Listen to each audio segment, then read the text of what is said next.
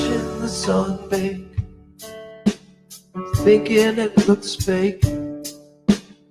All of the skies outside are covered in gloom, smoking a big dew, watching the YouTube.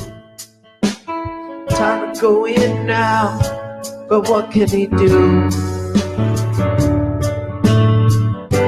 Staveley's going live again in Centerville,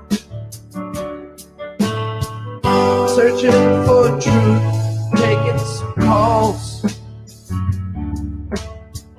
Some people claim there's something wrong with his brain, 'cause he knows he don't live on the ball. Chatting and ranting about the moon landing, unity strikes and hate speech on YouTube. But he's such a cutie when he shakes his booty. Says Neil deGrasse and Bill Nye take the loop. Staveley's live tonight, but not in Centralville.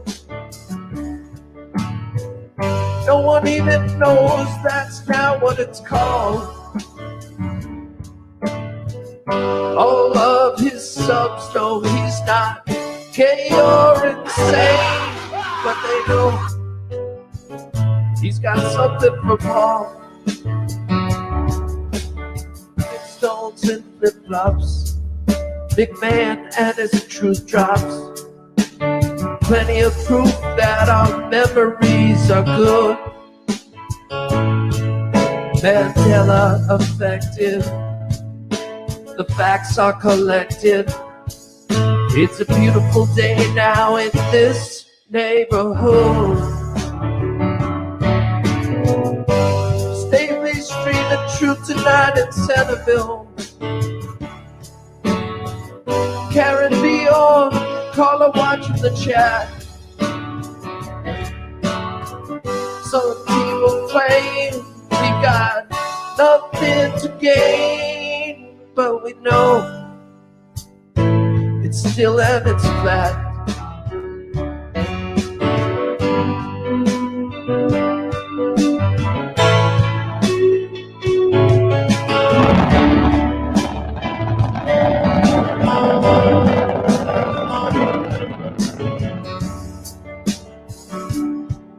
The Panama Canal runs north to south now. Most people claim it was once east to west. It's not magic mirror, but we can see clearer, 'cause everyone here knows that we're the fucking best. Staveley's premiering videos tonight in Centerville. He might be at work or even in bed. Sometimes he claims he's going live on the main, but he don't. He gets Staveley'd instead. Everyone, he gets Staveley'd instead. Is it heavy stuff, man? Will it blow me away? You better put your seatbelt on, man. I'll tell you that much. I'd like to call to order the secret conclave of America's media empires. We're here to come up with the next phony baloney crisis to put Americans back where they belong. I think we should go with a good old-fashioned public health scare. A new disease. No one's immune. It's like the summer of the shark, except instead of a shark, it's an epidemic. Yeah. All night long until the break of dawn. Yes, we going strong. We go on and on. Do the rigga digga ding dong song. Do the rigga digga ding dong song. Digga ding dong ding digga ding digga ding digga ding digga ding digga digga ding digga ding digga ding dong song.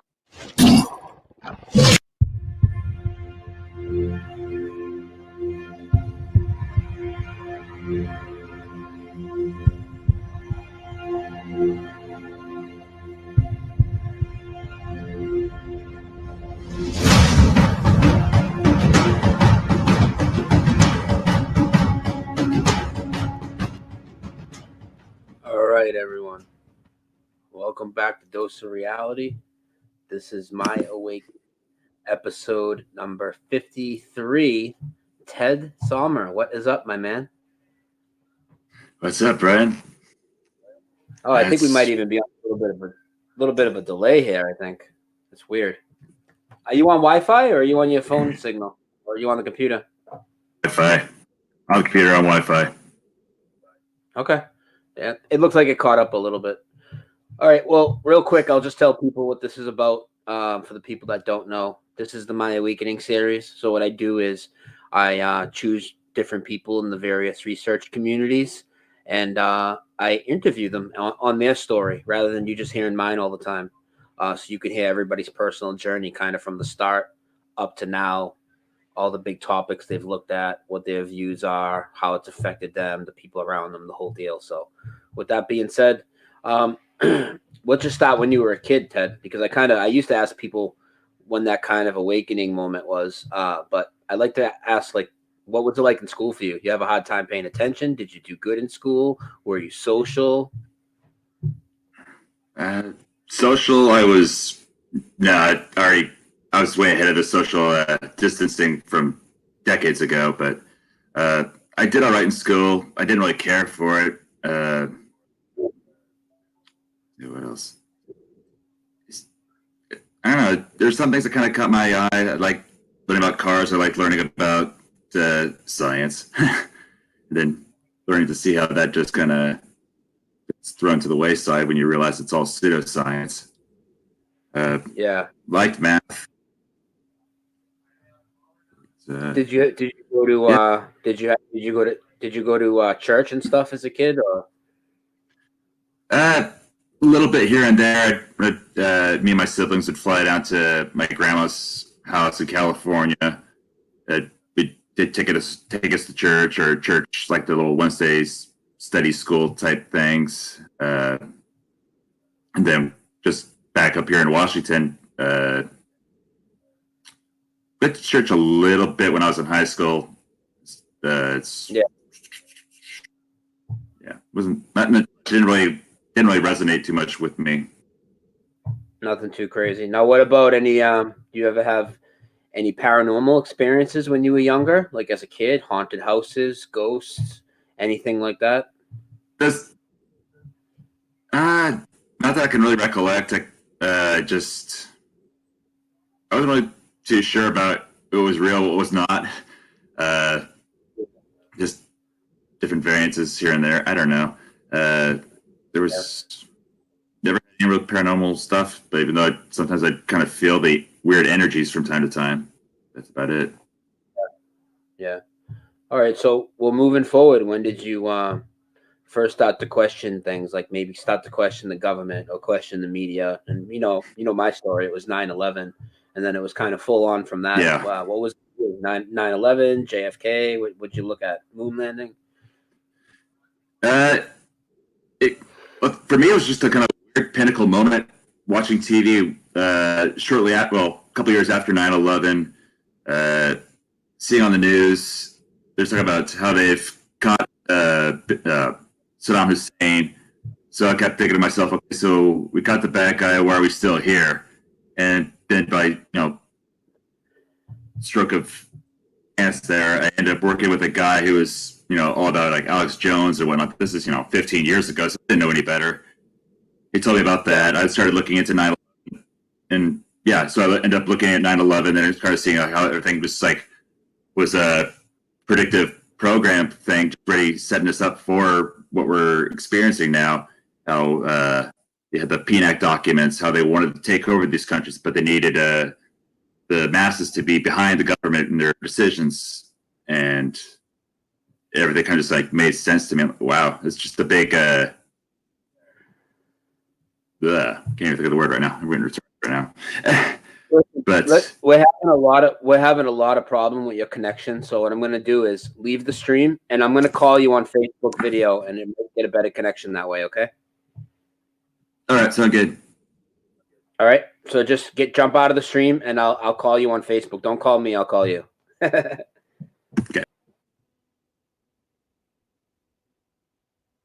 What the hell is going on with the connection.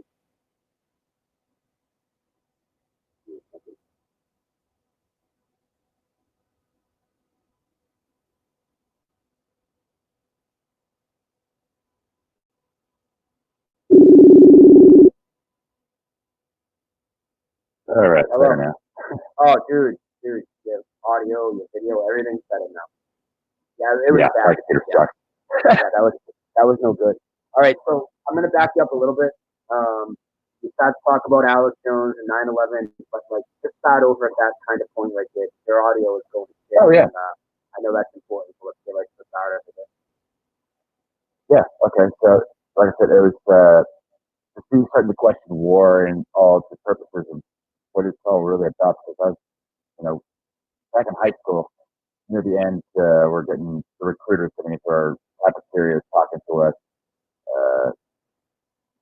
Trying to get us all hooked up for going to the Army, Air Force, Navy, Marines, whatever the heck they want us to do. Something didn't resonate right with me. I was going to say if she came to my house or not. And I think I might have tried, but I didn't want it. I kind of, some of my friends, they jumped in on it. Something didn't fit right with me on that. So that was kind of like the first kind of step, like why are they pushing all this kind of stuff? And then you see how they get all these lies against the wars. Did you already had you already voted at this point, or did you not buy into that? I never bought into it. Or did you buy into it for a while? At first, I kind of did. I didn't really think much of it, and especially you learn about the how voting works and whatnot. Like, yeah, it's not good. That's what I really want to deal with. They were doing like 9/11, and I just like because when I originally saw 9/11, it didn't really shake me too much. I was the first time.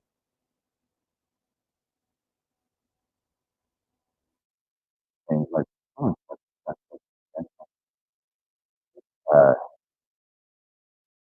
I remember reading maybe 5, 10 years prior that C-29 crashed into the Empire State Building and caused damage, was lost fire, but nothing really collapsed. Like, okay, so that's I always put that in my mind.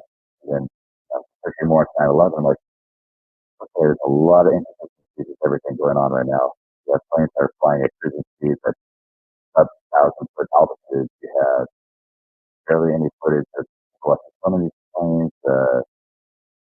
Like, was very listening to how you pull the building, just the general top-down collapse of all buildings, from both the buildings, and learning about building 7, which is a big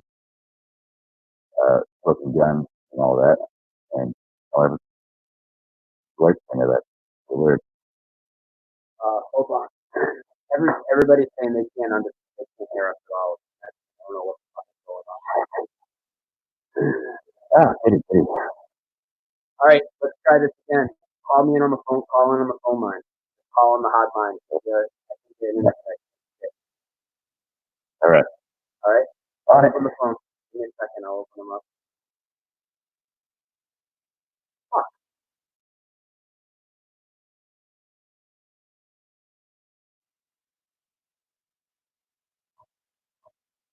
I hate when shit happens.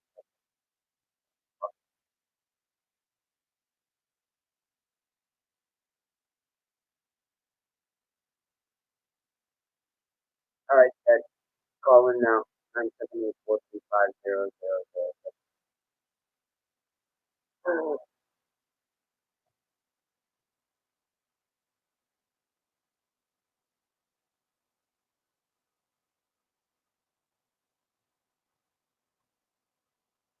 Brutal.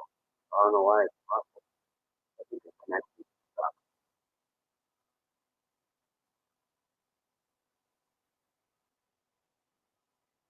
Give me a ring, Ted. No number. Zero regular. Ring the ding ding ding dong. Do I sound muffled now? Or do I sound clear? I'm muffled right now? Wonderful. Yeah.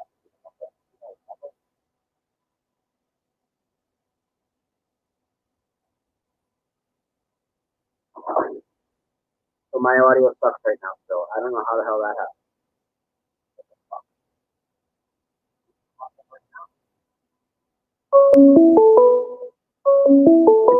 I'll just run out of notifications. I want to go live again later. I gotta do this. Man, Jules with Hotline. When are you gonna fuck Karen? So this interview is going off without a hitch. Jesus Christ. That was classic. All right. How does our audio sound now, people? Hold on. Let's see how it sounds before we keep going. Yeah.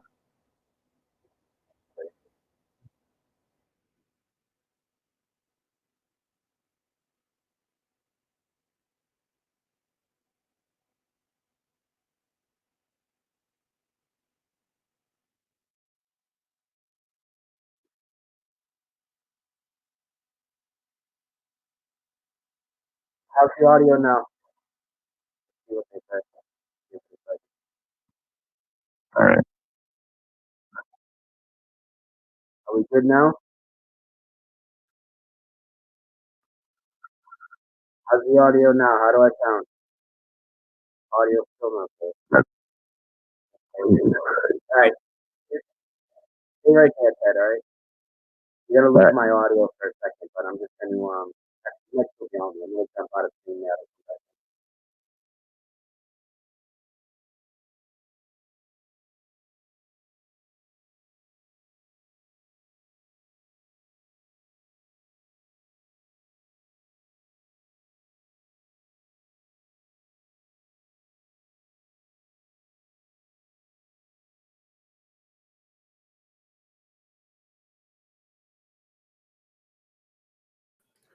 All right, they should hear us again. How do we sound now, people? Ted, say something. Can you hear us?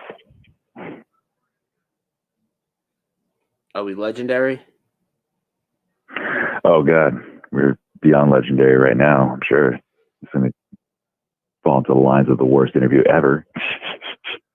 Yeah. Oh boy, I hope this works. All right, I see on the feed that I'm back on the screen, so let's see what they say. How do I sound now, guys? Perfect.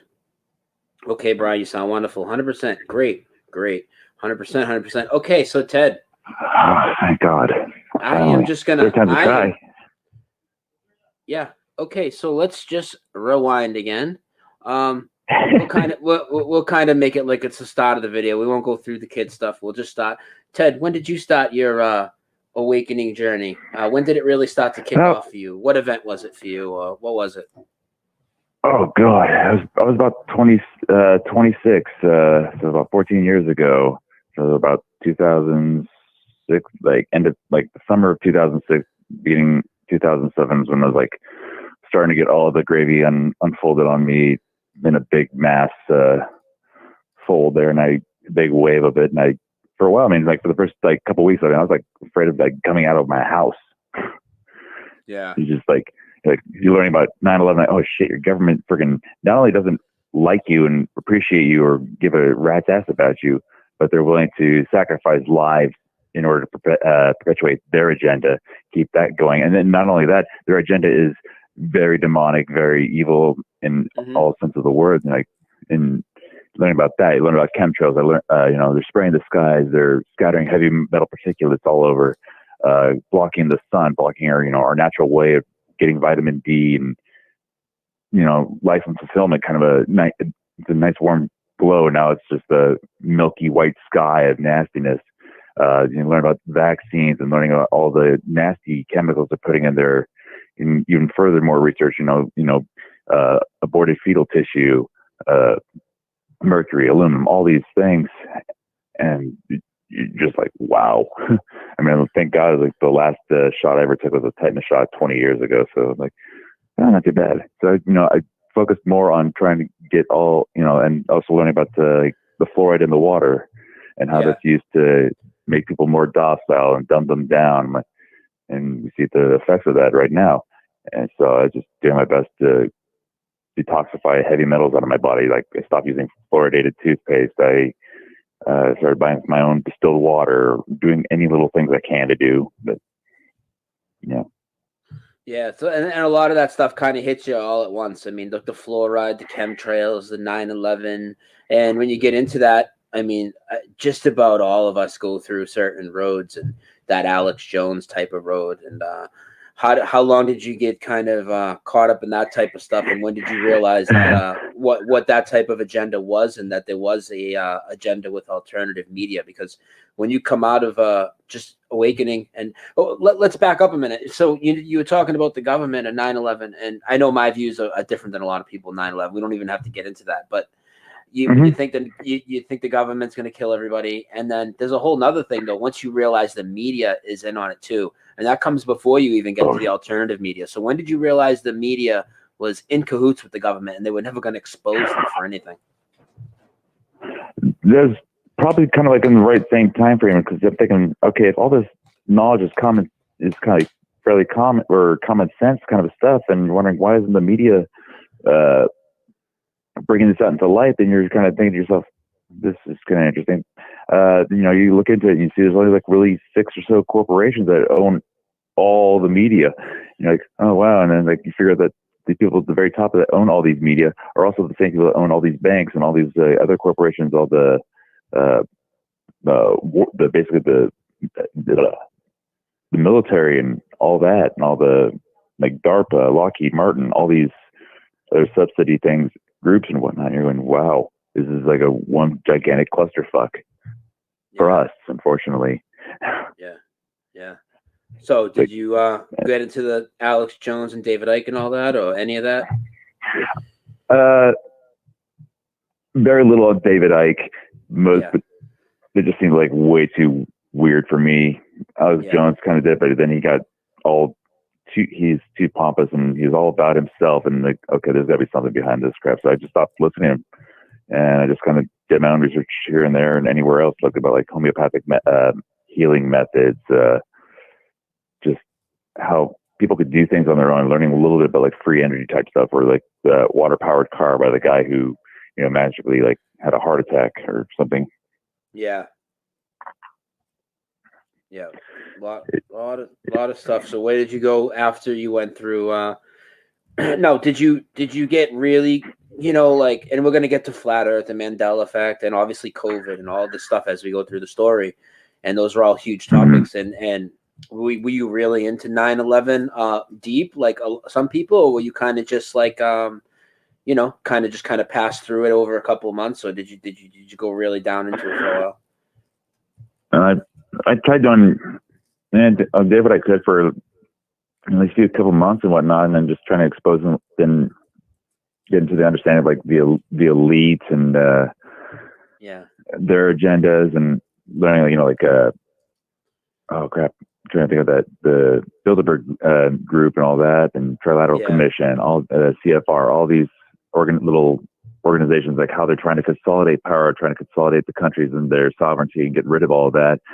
Learning how they're getting into this big, crazy nanny state cashless society, which now we're seeing going full steam right now, and no one sees it. And that's why I've, been angry for like the last month now.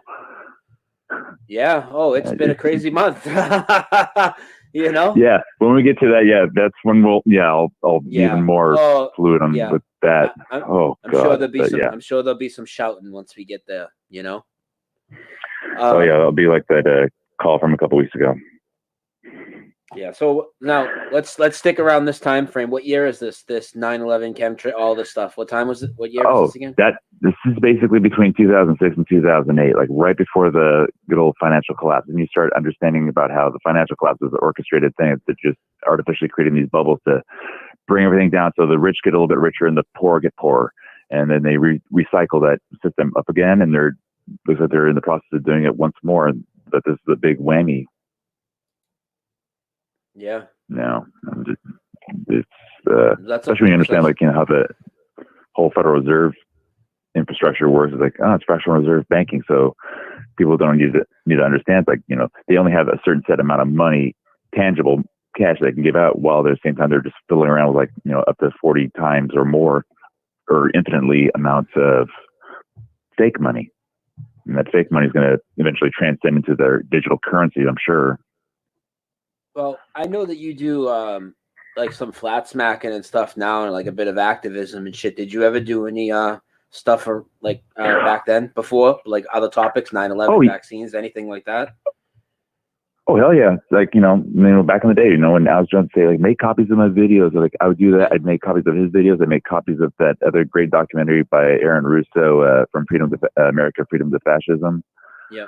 I would make hundreds of copies of these, and I lived in a condo complex at the time, so one night I just got a weird itch in my butt and went around and started putting up videos on everyone's doorstep all around. Doing what I can. I'd put up stickers. I'd do little random things here and there that didn't seem like the thing we ever wanted to work. But who knows? No. When I first woke up to 9/11, I called two people. I called my best friend and I called my father. One conversation went really well and one obviously went the other way, as we know. Who did you call and what happened? My mom. How'd that go? She's like, that's nice, dear. Like telling her about like 9/11, how they got war just pre-programmed, ready to go at any given time to fulfill their agenda, the financial institutes and all that, and learn about and just kind of went over her head. I'm like, damn it. And that just made it kind of difficult, even more difficult for potential relationships. Hi, I'm Ted. I'm a Scorpio, and 9/11's an inside job. And then here she goes again. I literally, dude, I haven't had a girlfriend since. I've been single since 2009, and I woke up in 2010.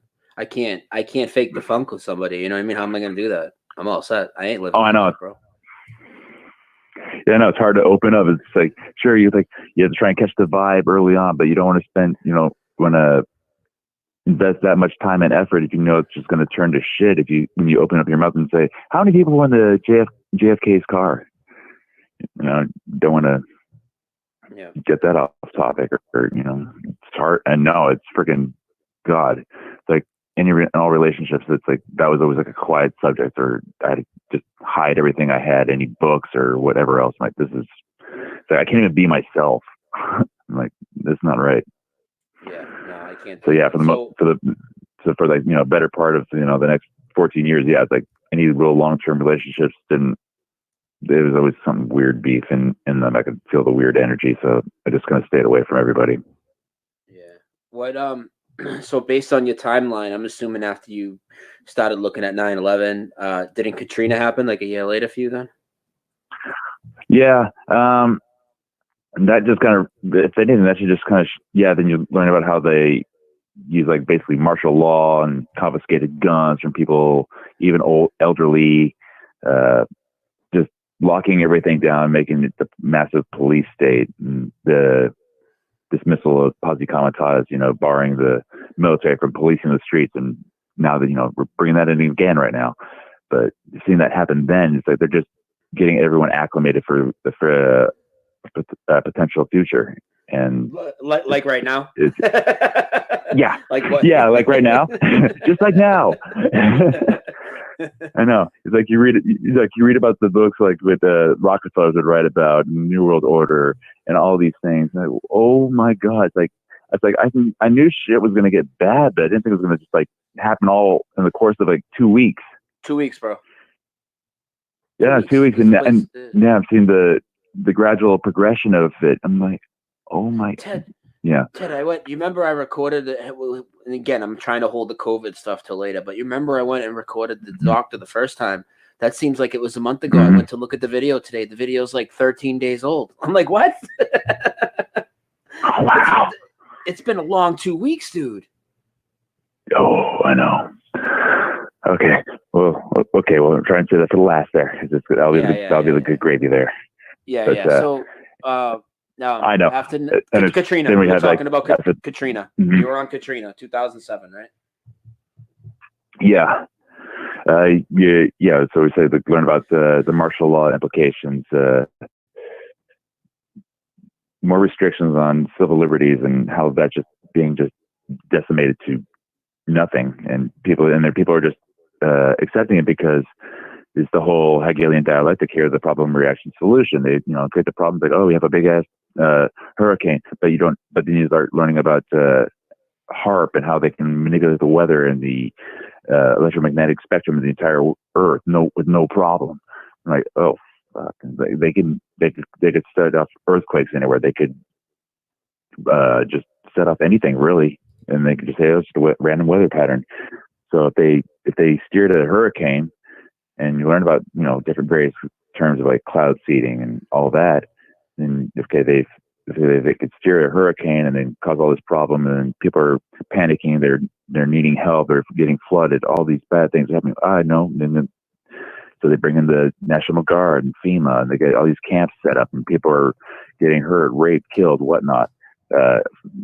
More problems of separation become apparent, and no one seems to care, bat an eye. And then you have like Kanye Pest fucking saying like, "President hates black people." The best you can do. It's like you're a retard. So what was next for you after that? Like for me, because 9/11, 2010-ish, and then for me, it's basically what happened after that, and it was Gabby Giffords, and then I dove into Apollo. 2011. What was the next big thing for you? Did you look into the moon landing? Did you look at fake events? A little bit. I actually, surprisingly, yeah. Before like 2010, I remember started looking a little bit into the moon landing. I think I probably did see like Bart Sabrel's thing with the astronauts gone. Well, I swear, I know I saw one of those, and that's what kind of like got going. What the hell? So I kind of went along with like everyone else saying, oh, it's just a secret space program that said they have, or some BS like that. But then, that just kind of tails in with flat Earth later on. But yeah, after I just didn't really think too much of it, so I just always kind of skeptical about the moon landing. So I was at the point where, okay, if I saw more evidence that shows that it isn't, then yeah, I'll be on board and I'll come to terms with it. So everything's basically just been a big ass epiphany. It's like I gather all the information and I'll steep on it for a little bit, and it'll come to fruition like maybe a week or two, or even maybe a year or two later, and I'm like, oh wow, this hits me all at once. Yeah, the moon landings, that for me, that was a big deal. Like it was not a big deal, but I mean, it was like such a not big deal. Like to look at it, I mean, right when I looked at it, I was like, oh my God. But this is, you know how I say when you have new eyes, you got to go back and relook at things, So after I came out of 9/11 and media fakery and looking at fake planes and everything else, it was like, then you go and look at Apollo, dude. I mean, you're done with it within hours. It's a joke. Oh, I know. I mean, it's like 5 minutes of research, and you're going, this is garbage. It's completely ridiculous. I mean, even just simple stuff before you even get into any of the technical things that would be impossible. Just the lighting issues and the shadow issues and things that you see going on in the videos and the horizons that are so close, and just the repeating backgrounds and all. You could see all this in the matter of a few hours and just be like, this is fucking bunk. This is bunk. Then you just got to be careful not to go down those roads that they want you to go down. Oh, well, the trip was real, but the footage was fake because the aliens scared them away and all these types of things. Did you go down any of those roads at all? Yeah, a little bit, I think. I think I got a little bit to the alien thing for some, but then I was like, several years later, I was kind of thinking, none of this is really making sense. There's like something sticking in the back of my throat. I just can't scratch it. I can't figure it out what the hell it is. And then just kind of put that to the wayside, obfuscate that for a year or two, and I'm focusing now more like on the hoax shootings and all these other little planned things going on. Like, wow, even more stuff that doesn't make sense. Like what was the first one? What was the first one you looked at? And don't be afraid to say any. I don't censor myself. If they give me a strike, fuck it. They give me a strike. Just don't say the exact name of the location. Use initials or something. But otherwise, let's just get into it if you want. Yeah, we'll go with the famous, the 2012 one in that small little town in we gotcha. New Englandish area. Yeah, and that was really very interesting one. Just everything that was a part of it, different various footage where officers are going after somebody in the woods, how these guns are being amassed in the first place, and there's no coroners, then they destroy it, and then they just level the school within a week, and all these.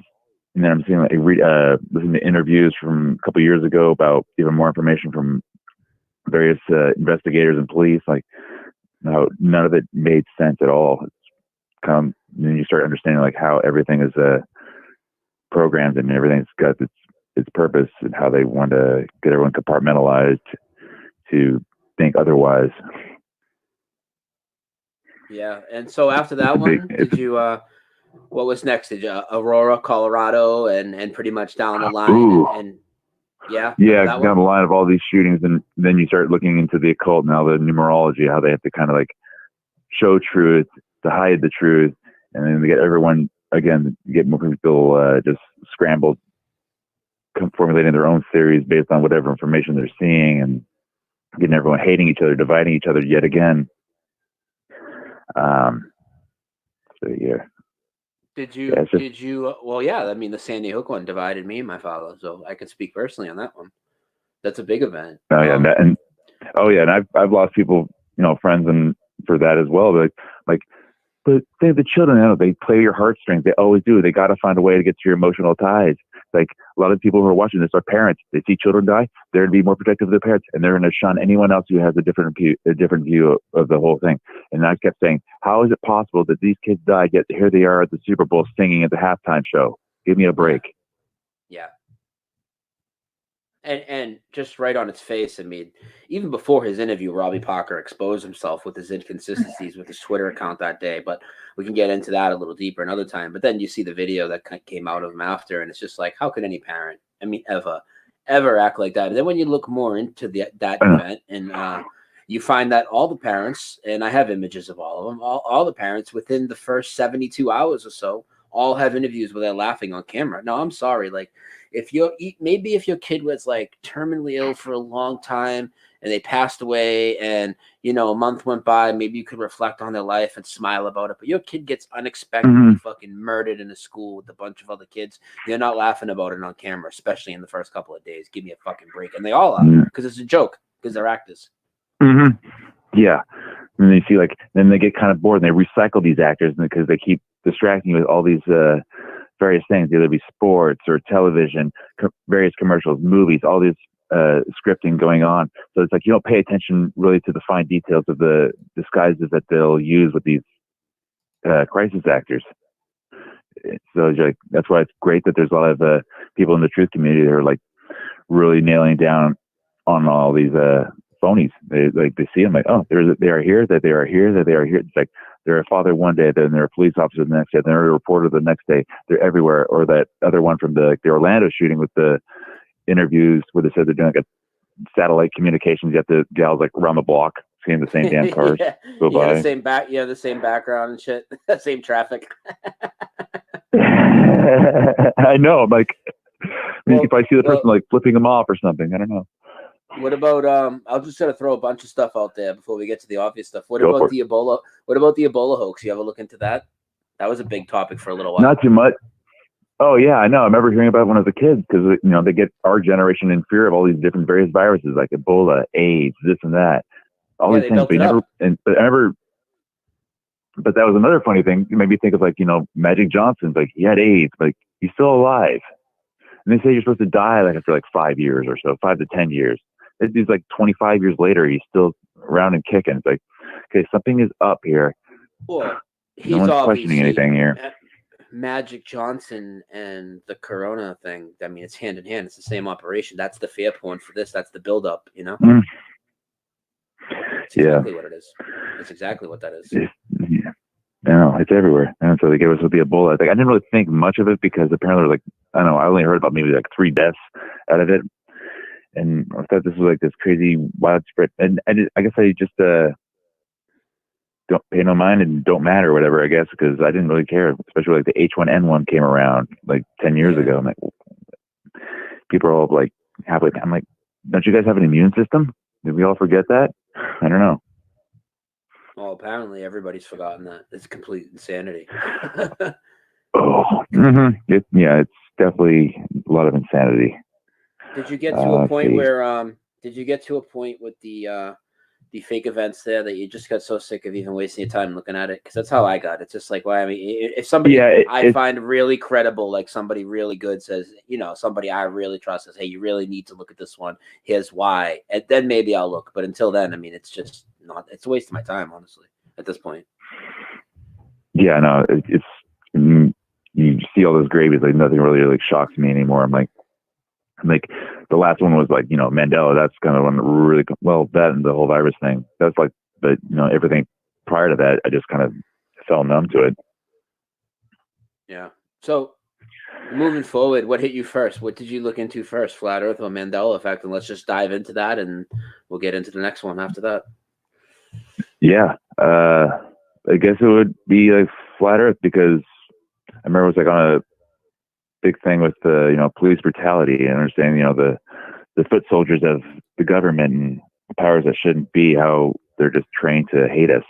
They're trained to escalate things, that's why. And then, my last girlfriend was married to a cop. I'm like, oh God, this is going to be rough here for me if I post anything. But, but it was, after meeting like one of my friends, like several years ago, and he would see all the things I would post on Facebook and whatnot. I was like, he sent me a message saying like, it's like, you're a good friend, you're open to all these things, and yada, yada, yada. It's like, give this video 15 minutes. I'm like, okay. And ended up being on a Flat Earth video. I don't remember which one it was. It might have been Eric Dubay for all I know. I don't know. I tried scrolling back. I'm like, been gone. So it probably was Eric Dubay for all I know. But what year was this?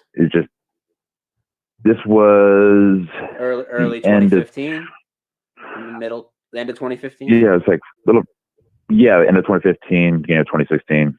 Yeah, so celebrating my 4 years of flatness. Well, what I know you don't even remember what video it was, but what grabbed you the most right away? Where you said, okay, this makes sense, or what I've been told doesn't make any sense. Or it was. Oh yeah, a lot of stuff made sense to me. I think the big one was like, the horizon to eye level, because that just kind of sparked a whole bunch of flying all the time. And, I could look out the window on one side and see a flat horizon for as far as the eye could see. Then I could like look across the aisle and out the window there and see another flat horizon. It never really dawned on me on everything. I probably was in the same mindset as everyone else, saying I'm just too small to see the curve or whatever. But then you see the video of that dog cam video or whatever, the 121,000 foot high video. I'm like, crap, flat horizon and a localized sun. I'm like, something's up here. And then you're seeing all these other explanations going on about, you got your water, you got the no north-south circumnavigation, how east-west circumnavigation could be, how it can occur as long as you have a centralized North Pole, which will be the magnetic north. So everything points to north. So it made sense there. And then seeing different various flight paths, and then seeing how planes disappear over radar over the those two south things of the right equator. There. Yeah, those two things right there are what got me in the beginning. That was it for me. Then I was already all in. Plus, I had already just come through Apollo and debunking satellites and debunking the ISS, and it was just like, all right, the first video I saw, 3-minute hit piece. They got the disc floating in space. The sun's even going underneath the fucking thing. The water's going over the edge. But the guy's like, he shows spacewalk footage after, and he's like, flat earthers think that NASA's all of NASA's photography is fake. And the guy's like, I know photos could be fake, but to think all their photos are fake. And I'm just like, right away, I'm like, well, all the 9/11 photos, of course it can all be fake. The moon landing's all fake. 9/11's all fake. I'm in. This makes perfect sense. Yeah, I know. It's like, it does. It's like they don't just fake like a little bit here. They fake it all, because they have to fake it all. Because if they don't fake it all, then they don't have plausible deniability. Like, oh, sorry, somebody else. My bad. But yeah, and then just learning more and more knowledge. Going through various channels. I mean, I've been hooked on like Globebusters for the last 4 years, so I'm always like, I love their discussions and breaking down the intricacies and all the math, like the pseudoscientific math that's being presented to us as fact, and they're breaking it down how it can't be. And then I'm like, that's nice. And then you're seeing the words of past real scientists and physicists, showing that there's an ether and how everything revolves around us, and how geocentrism makes the most sense, or how that Earth.null school map that unfortunately got taken down, but luckily it's like Bob and Jaron remade it. but that's with the weather yeah, weather patterns over weather the AEM patterns map. and Is that what winds. we're talking Yeah, about? Yeah. That's good. that yeah, it's a lot of interesting. So- Like, wow, all this shit makes a lot of sense. So, tell us about the sky a little bit, because for me, now that the sky is known that it's put there for us, that it's like a perfect clock and calendar, and that everything's much closer, and they obviously been deceiving us to put everything out in the distance. Do you find yourself marveling at the sky? Do you stare at it a lot? Do you think about it? Yeah, well, when I can, because I live in Washington, so it's a lot of overcast skies. Yeah. But when I do, I know it's like I love marveling at it. For a few months, I was living in northern Idaho, and it was nice there because you're out in the boonies there, and you can look into the sky, you can see all the stars, and like, wow, this is so freaking cool. And especially with flat Earth, it makes a lot more sense. Like everything has a personal relationship with everything else. Everything is connected, and it's really, really cool. Of course, when you get to a city and you see it all covered in, smog and pollution and chemtrails and just the general negative vibe feel that you'll get in a big city because everyone's being a slave to their job. And so you don't get to really enjoy all of God's splendor, so to speak. I'm gonna play a little word association with you. Let's have a little fun. All right. I'm gonna All right. throw a couple words at you, and you tell me how you feel. Don't hold anything back. All right. All right. Neil deGrasse Tyson. Fuck him. Oh. He's a big actor. He's nothing but a puppet piece of shit. What do you feel about this whole disinformation? Well, you can just throw all the guys in the barrel now, Brian Cox, Bill Nye. You know all the characters. I mean, how do you feel about how thick they lay on the disinfo about the flat Earth, and how does it make you feel that people that are supposed researchers in other communities can't see that? It's unfortunately, it's just the appeal to authority manifesto, I guess. They just get everyone trained in like respecting their elders, respect their parents, respect their teachers, respect their politicians, respect your policemen. So everyone gets into that mindset, and it's like, well, they're smarter than me. They went to school for this, so they know more than me. I'm like, they're just reading a script. They're even if they're not reading a script, and they're actually convinced that the Earth is actually a ball, and they're pedaling around trying to persuade you that it really is in fact a ball. It's like they're trapped in that box because they've been indoctrinated the longest. And there's the one thing I was taught very young, like to be open-minded from my mom, of all people, who's still asleep. But it kind of helped jumpstart it a little bit, at least get the door opened up a crack for me. What did your mom think of your what did she think of your activism and stuff early on, and what does she think of it now?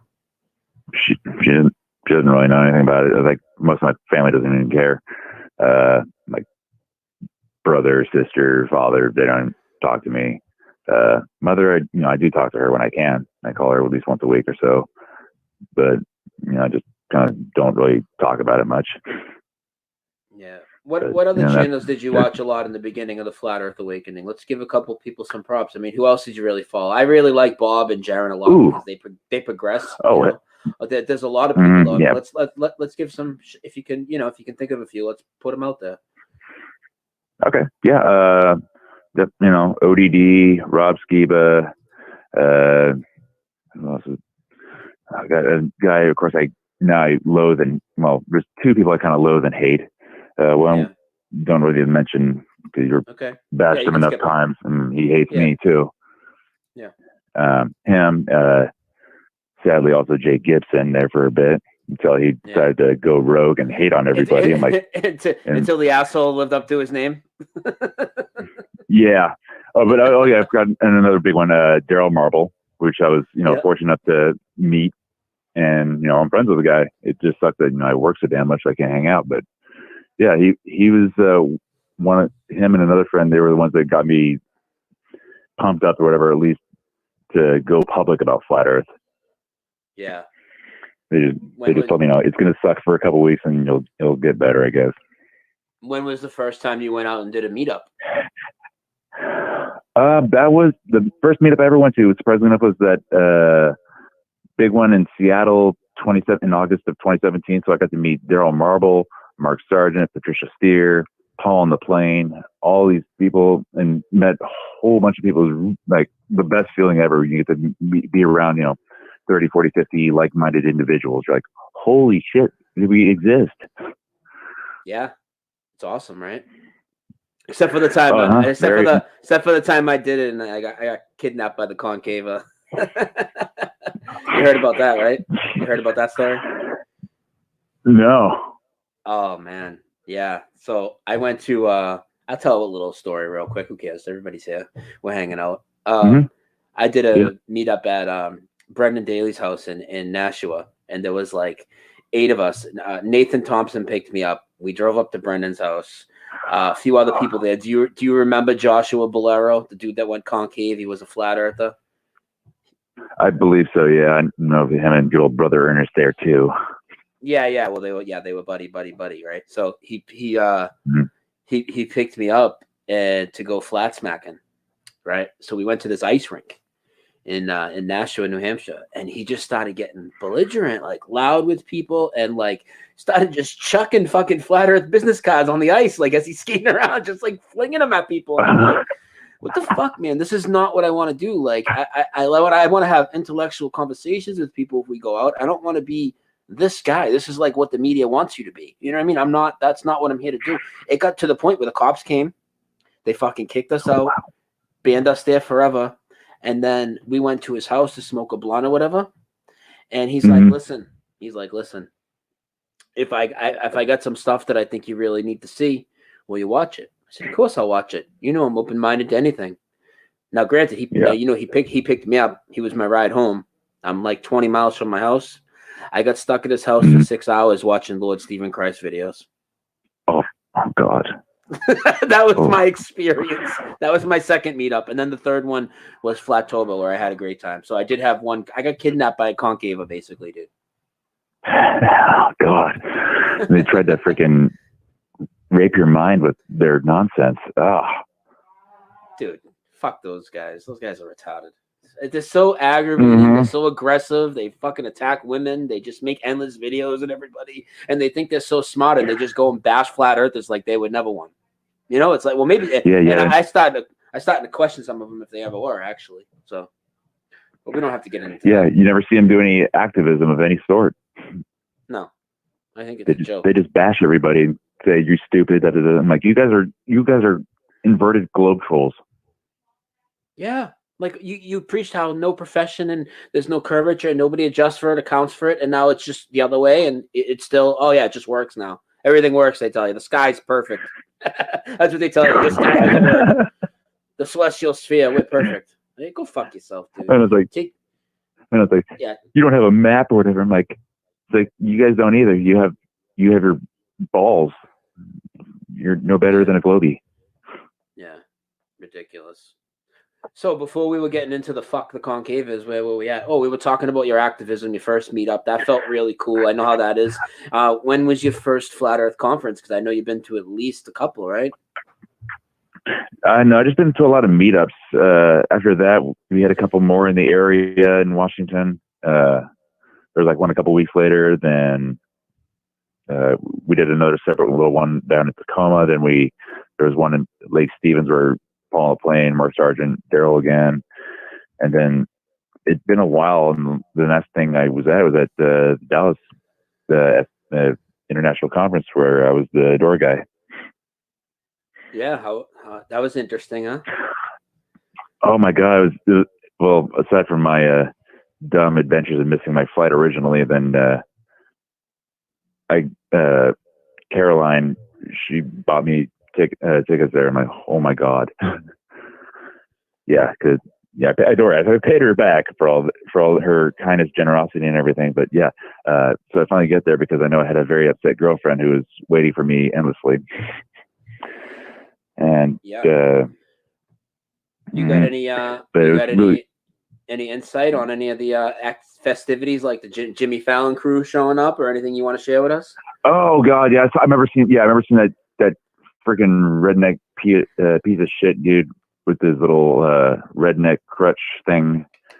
I didn't know what to think of it, but at least now I know if anything goes on this year that I'll be more attuned to what to expect. There are some other weirdos that after that, I started becoming like an instant asshole to anybody. I was like, all right, I'm going to give you these guys the death stare anytime. But there's that guy. Who else? I think that was, for the most part, the real ugliness that I encountered. Yeah. So when you approach other people to talk about flat Earth, you told me what your favorite proofs are, but what are your favorite go-to proofs to approach people with? New people. What do you go with?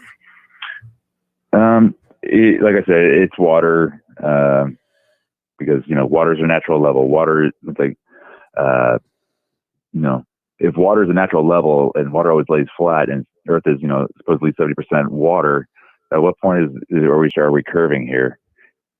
And that's usually really go get them, but then they have to bring it. Oh, it's too big to see the curve. I'm like, well, if the Earth is this, the 3959 radius, it's going to have that 8-inch per mile curve, and we're not experiencing that. We're not seeing that. We've used lasers. We've used long distance photography with nothing. And they just they keep pedaling back with a refraction.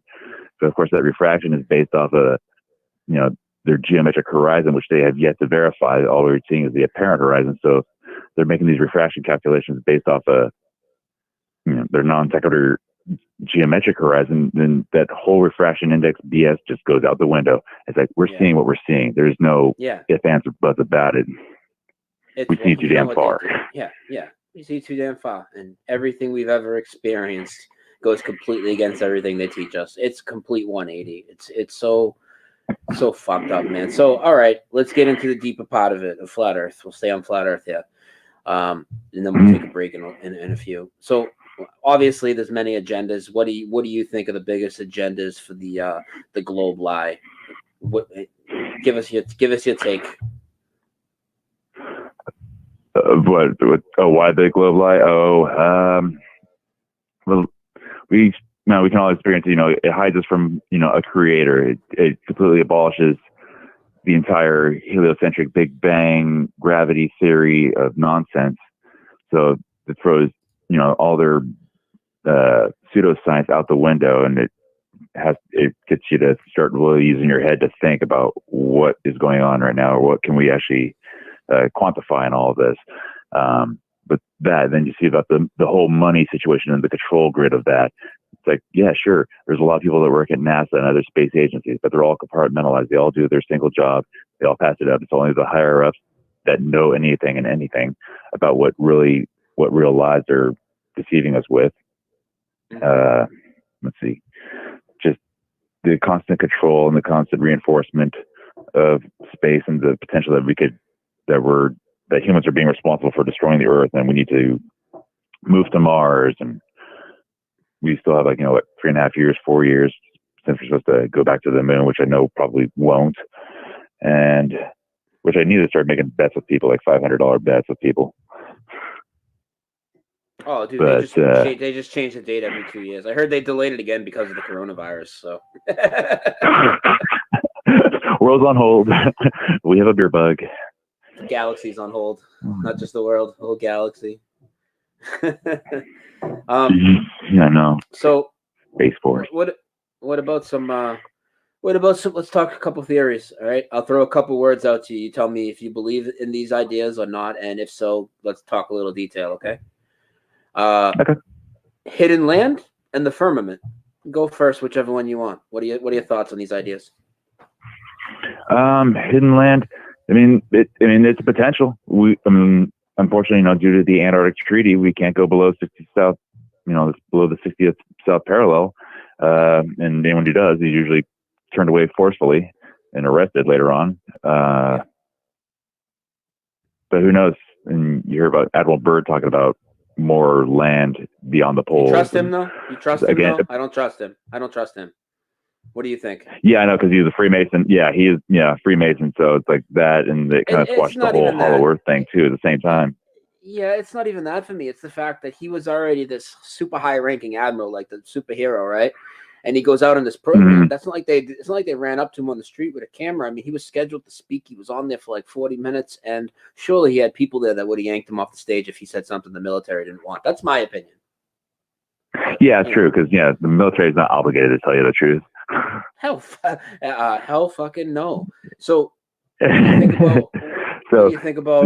So, if there's not more land, then there's definitely potential. Okay, so that means there's probably the barrier. Who knows? Maybe the firmament. We know we have to have a solid barrier to separate, the supposed infinite space and the pressurized Earth, or else our Earth would just be just obliterated.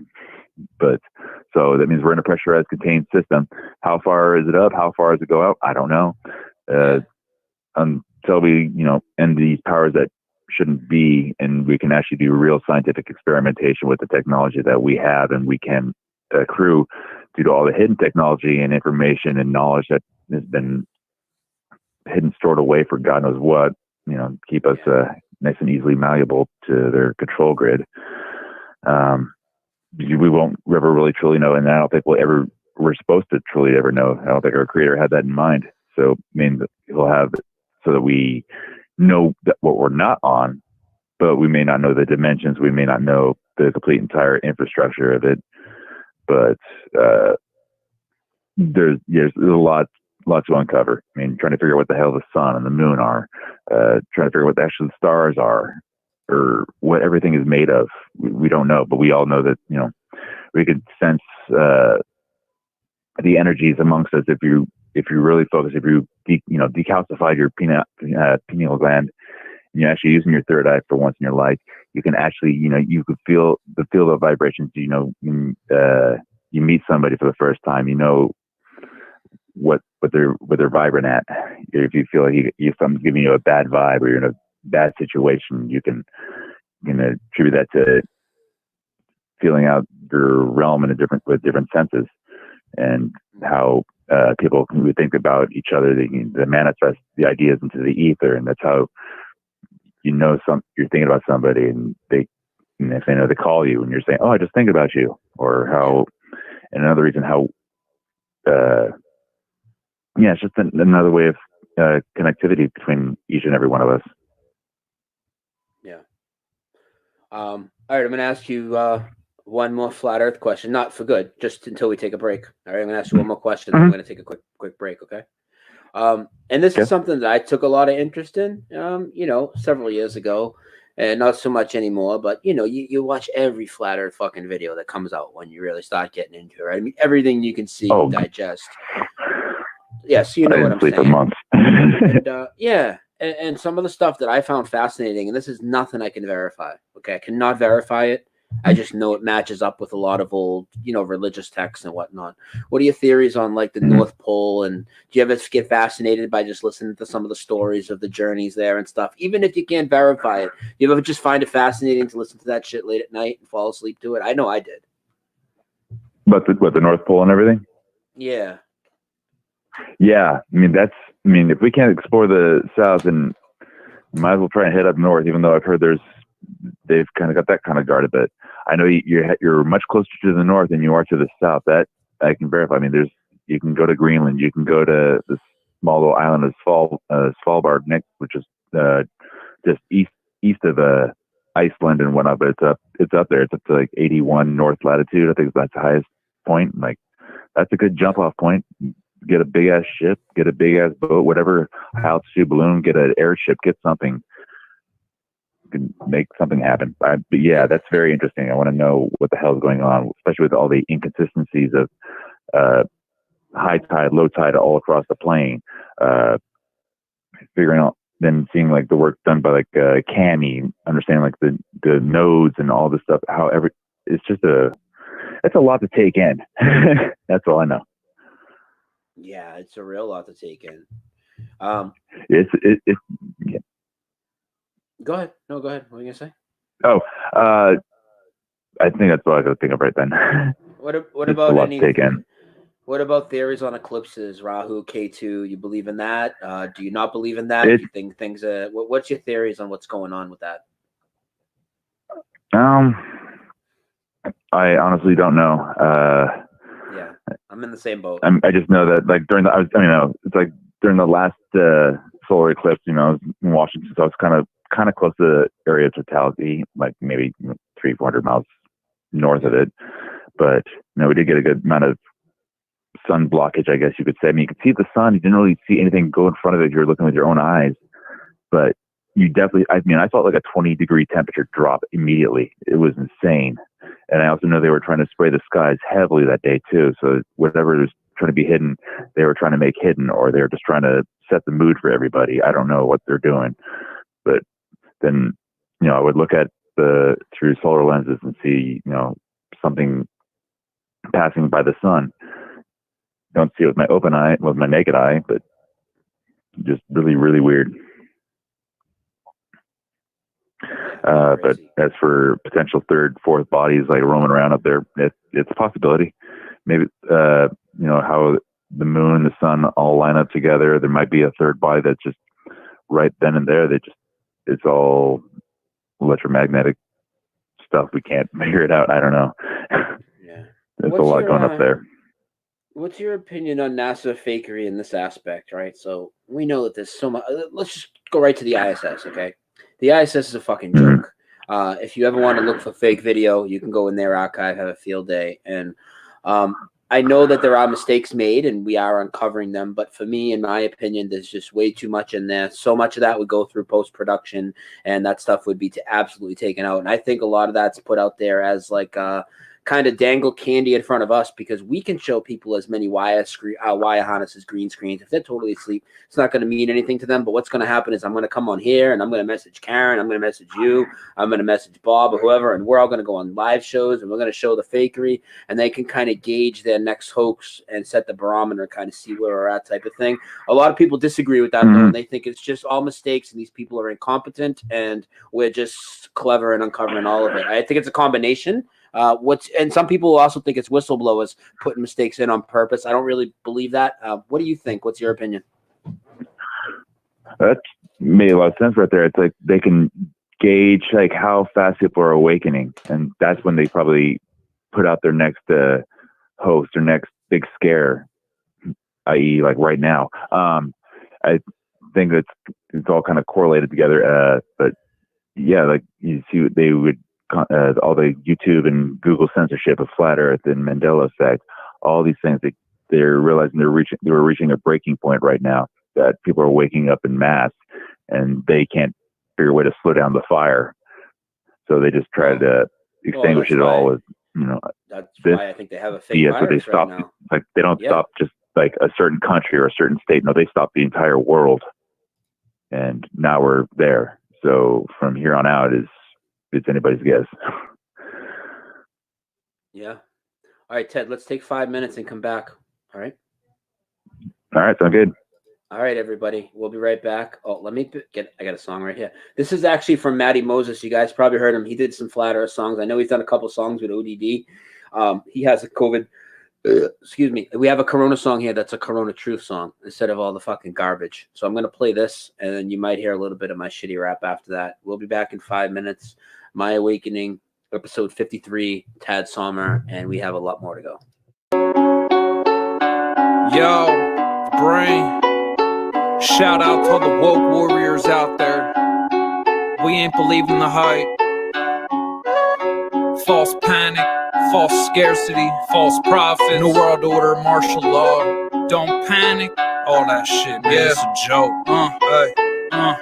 Another election, another epidemic. Corona is a hoax, there you go, I finally said it. Event 201 got all the world's nations bowing to the Bill and Melinda Gates Foundation. Back control of your mind, don't feed them. Beware the Ides of March, it's at the end of days. Just the start of the another panic, she brainwashed, can't stand it. Another cover up for what they really planning. Swine flu, Ebola now led to Corona. You do what you said, cause whatever they told you. I ain't gonna lie, it's kinda crazy this is happening. I really wanna know what's going on. They're trying to trap us in. Now all of a sudden we are all involved, but it's an accident. And all the cleaning products really gone. Will they come back again? When? Cause now they're stopping the shipments. And anybody overseas, they're restricting their visas, dying. I think you got it, the way the media talk about it. Got people tripping, buying all the toilet paper, but listen, it's just a cold that you overcome. It's a manageable one, unless you already damaged your lungs.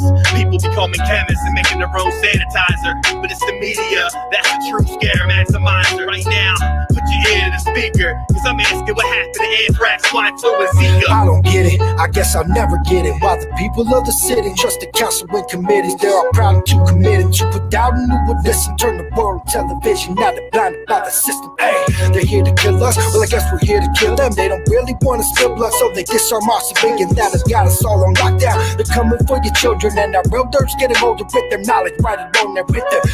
COVID-19 came on the scene. I've been seeing 33s across the media machine, and it happens to be a popular number in Freemasonry. That's how they tip their hats when it comes to secrecy. Who's patient zero, some dude eating bats who haven't heard much about the protests. How about you? From school children to sports stars, the lives of millions of Americans are being severely disrupted by the coronavirus pandemic.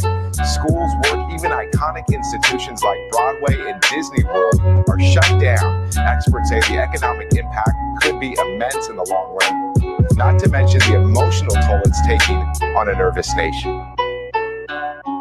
Normally bustling streets, suddenly quiet. Mass transit systems now free of crowds. Restaurants where reservations are usually scarce, now hurting for customers. For millions of American families, plans are changing fast. At least 6 states, including California and New York, banning large gatherings of people. One of the biggest disruptions, schools from kindergarten to college closing their doors. Theme parks, including Universal Studios, Disneyland, and Disney World, now closed until at least the end of the month. Sports arenas are empty. The NCAA's annual March Madness canceled. All major professional sports leagues have suspended games.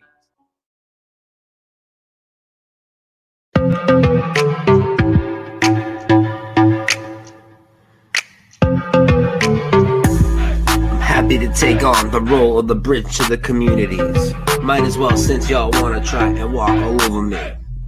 In the midst of the great awakening, you're worried about who found it first.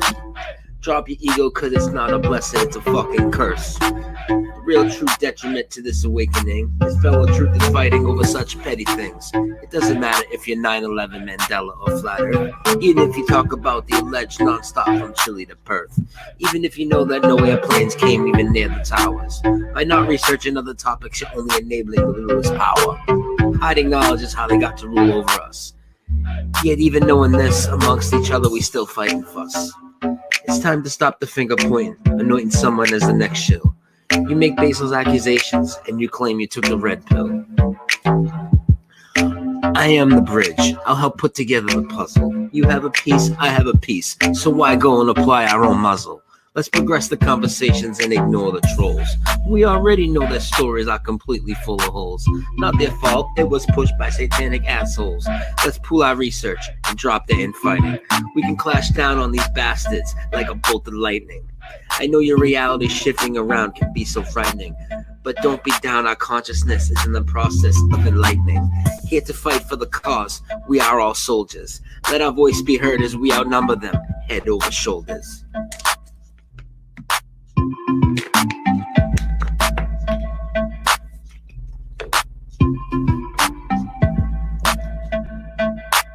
There is no one ultimate truth. I thought that was 9/11. This was before digging into NASA and all their maskings of heaven. We don't know what happens when we die, or how the celestial bodies even hang in the sky. Don't act like you know it all, you're starting to sound like Bill Nye. We need to know who put us here and why. Do you see what I'm saying? The game is far from over and we're all still playing. In the grand scheme of things, we don't know shit, but at least we admit NASA and this did the opposite. And with the truth, they always hit it. Our strength is the truth is on our side, so our differences are futile. These are the people that showed us ridiculous debris pile. Planer, no planer, dome or no doma. Who gives a fuck from here to Oklahoma? We know it's flat, we know it wasn't Arabs. All right, everyone. Welcome back to Dose of Reality. Brian Staveley, and it's actually My Awakening, episode 53. My guest, TedSommer. Ted, you here? Yes, I am, sir. All right. Well, we were talking about Flat Earth.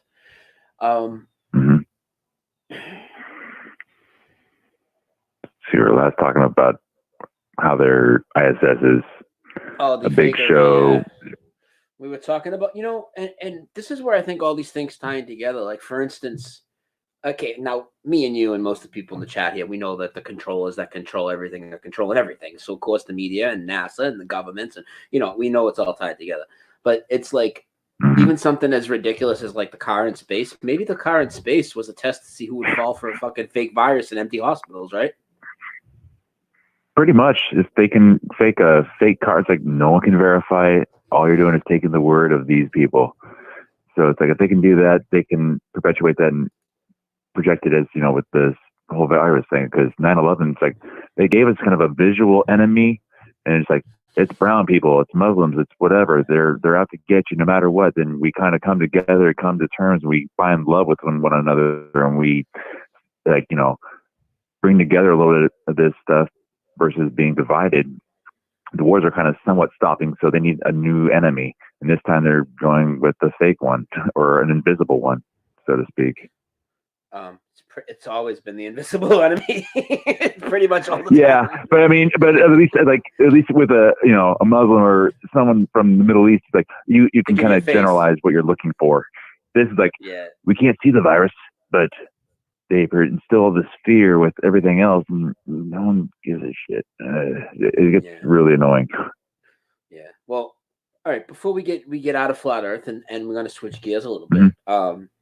What's a message you would like to tell people who are here right now? I know most of the people in this chat, but there might be 30, 40 people in here that are still on the ball. Maybe they're just here for my, 9/11 or Mandela stuff or whatever. But they're good people. They're good researchers, and they're passionate about truth. What can you tell them? Like, what would you say to them? Oh God! When it comes to terms with flat Earth or in generalization of everything, they don't want to touch flat Earth, but they look at all these other topics. Not people that are rude to us, like people that might be here in the chat but haven't gone down that road yet. They think it's just too crazy. Yeah. What do you say to them? I would say question the narrative and follow the money. You have to do your own digging. You have to do your own research. You have to compare and contrast all the information being presented. Formulate your own opinion based on that information. What can be provable? What can be falsifiable? It's a lot to take in, and it takes time. Unfortunately, you can't just jump right in like, all right, it's this way and that way. Like, no, it takes time. Like 14 years, I still don't know everything, and I know I'm not going to know everything, but I've got a better idea of what is going on and what could potentially happen. I think if anything, just question how your money is made. Oh, did you That's go big probably into a good that? start. Do you want to touch on the Fed and stuff? I mean, we kind of glazed over that. Was that a big thing for you? You want to get into that a little? The Fed, yeah, because for me, it really kind of set the stage of how they can buy their way out of anything, and people will take it because we've all been conditioned to go for that false idol there on our paperbacks. It's like you go from how money used to be just a more easable, manageable, tangible way of carrying what you've earned, instead of having chunks of gold and silver and copper or whatever precious metals they use as currency. It is put into a paper, but it said it was backed by, such and such gold dollar or silver dollar. And then they just blew that all away with the Federal Reserve. And there's so many things that are tying with that. You think about like the sinking Titanic, and there's people on the boat that were highly opposed about that.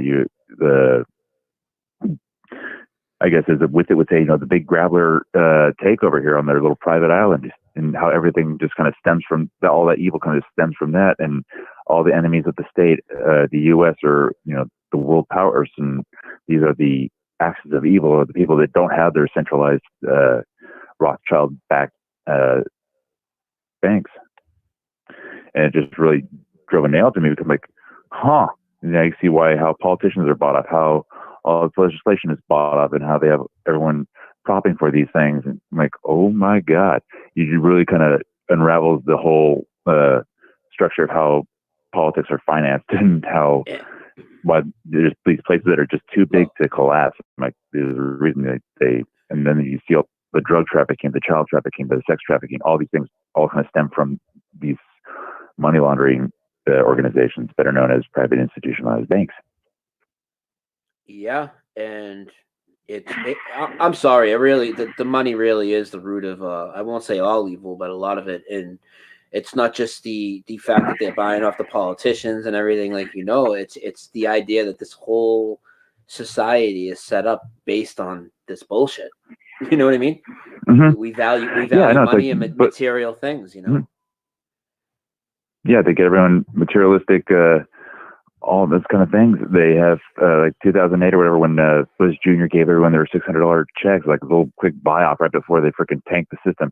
And now we have this new $1,200 one, and more money for more kids. So everybody's going to get paid off that way. Then pretty soon you realize that money's going to be even more worthless as they go into a full-on cashless society. Yeah, it's such a joke, man.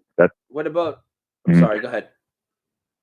I was going to say one last thing with dealing with money. A great documentary, if anyone hasn't seen it yet, would be Aaron Russo's "America: Freedom to Fascism." That one was a great wake-up tool. Especially you learn about, you get a little idea of the elite. You get a big thing about how all the taxes work, how the income tax is just garbage. Just all the financial dystopia, how the powers that shouldn't be are using all this financial stuff to back fake terrorists and just institutionalize a whole bunch of nasty propaganda, getting everyone indoctrinated to a certain belief system, and buying up the banks buying off everybody else, the pharmaceutical industry, military industrial complex, all these things all tied together based on this freaking dollar. Yeah. That's fucking insane. Insane. All right. Well, it is. Let's switch gears here, Ted. And when did you first realize your reality was shifting?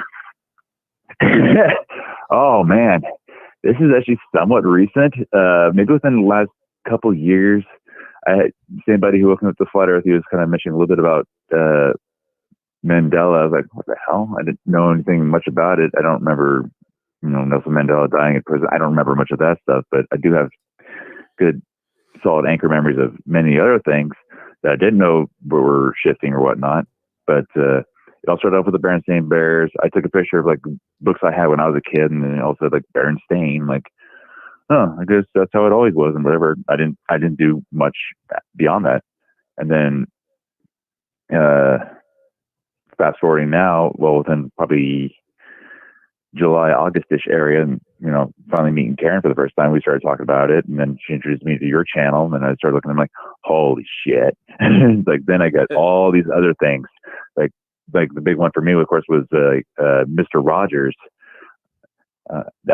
That shook me up. I'm like, what the fuck is going on here? And then you talk about Black Tom, you talk about all these events that happened, but we're not taught in school. Like, these are big operations that just happened. Why aren't we being told this? Then you learn about like anatomy changes, movie clips, lyric changes. Well, another big one for me, the airplane engines. All that just shook me up like crazy. I'm like, this is awesome here, and great. My whole reality is just shifting. The airplane engines is a huge one for everybody. I mean, I know that's huge for Jen. It's huge for Fokker. It's huge for Bob. It's huge for me. How could it not be huge? The fucking things are fucking hanging off the front of the wing. I know. I know. It's like, and I've been flying like all my life, and then it didn't really dawn on me. I'm like, wait a second. The little brackets that hold the engines to the wing, they've gotten bigger. They're extending out further. Pretty soon, the engines will be ahead of the freaking nose cone, for all I know. Yeah. And what about South America? How about that? That thing's good 1,500 miles over. It's a little off there. And all these things aren't making much sense. It's really weird, because I used to remember thinking South America, right down. It's like, yeah, there's the slight curve in Central America, but it's like South America used to just hang out right below us, and now it's somewhere out in the Atlantic, all by its lonesome. Yeah. What about Bible? It's almost a freaking island now. Yeah. The Bible scripture, that one's the trippy one, especially when you mentioned about the Lord's Prayer or whatever. Yeah. About the trespasses, and now it's like debtors and debts. I'm like, that's in freaking Boondock Saints, motherfuckers. You don't change that stuff around, because this is being portrayed and being said by an actor playing a priest. I'm like, it's a lot of stuff changing. The Lion and the Lamb that I always remembered. It's like I never really read the Bible, but these scriptures always appear either in some sort of media, and now it's gone or it's been altered, and I don't know. Yeah, that's why I could see why people would say, "Oh, it's a simulation," but not. I don't know. I'm not really leaning towards simulation. I think it's just God's way of like giving the bat signal out for people that are waking up. Like, yo, something's happening. Be ready. I agree. So, but there's some weird things that happen with it. Like, I mean, you're familiar with we call the Mandela effect updates, right? When people take them in front of you and all of a sudden they get not just the denial, but they take in this information that they didn't know 3 seconds before. And what do you think? What do you think about that? I mean, everybody's heard my thoughts. What do you think that is? I think these people they've been broken down spiritually enough to never really think that their memories hold true, and they don't want to be dismissed or made fun of in the crowd, like how we've all endured for X amount of years.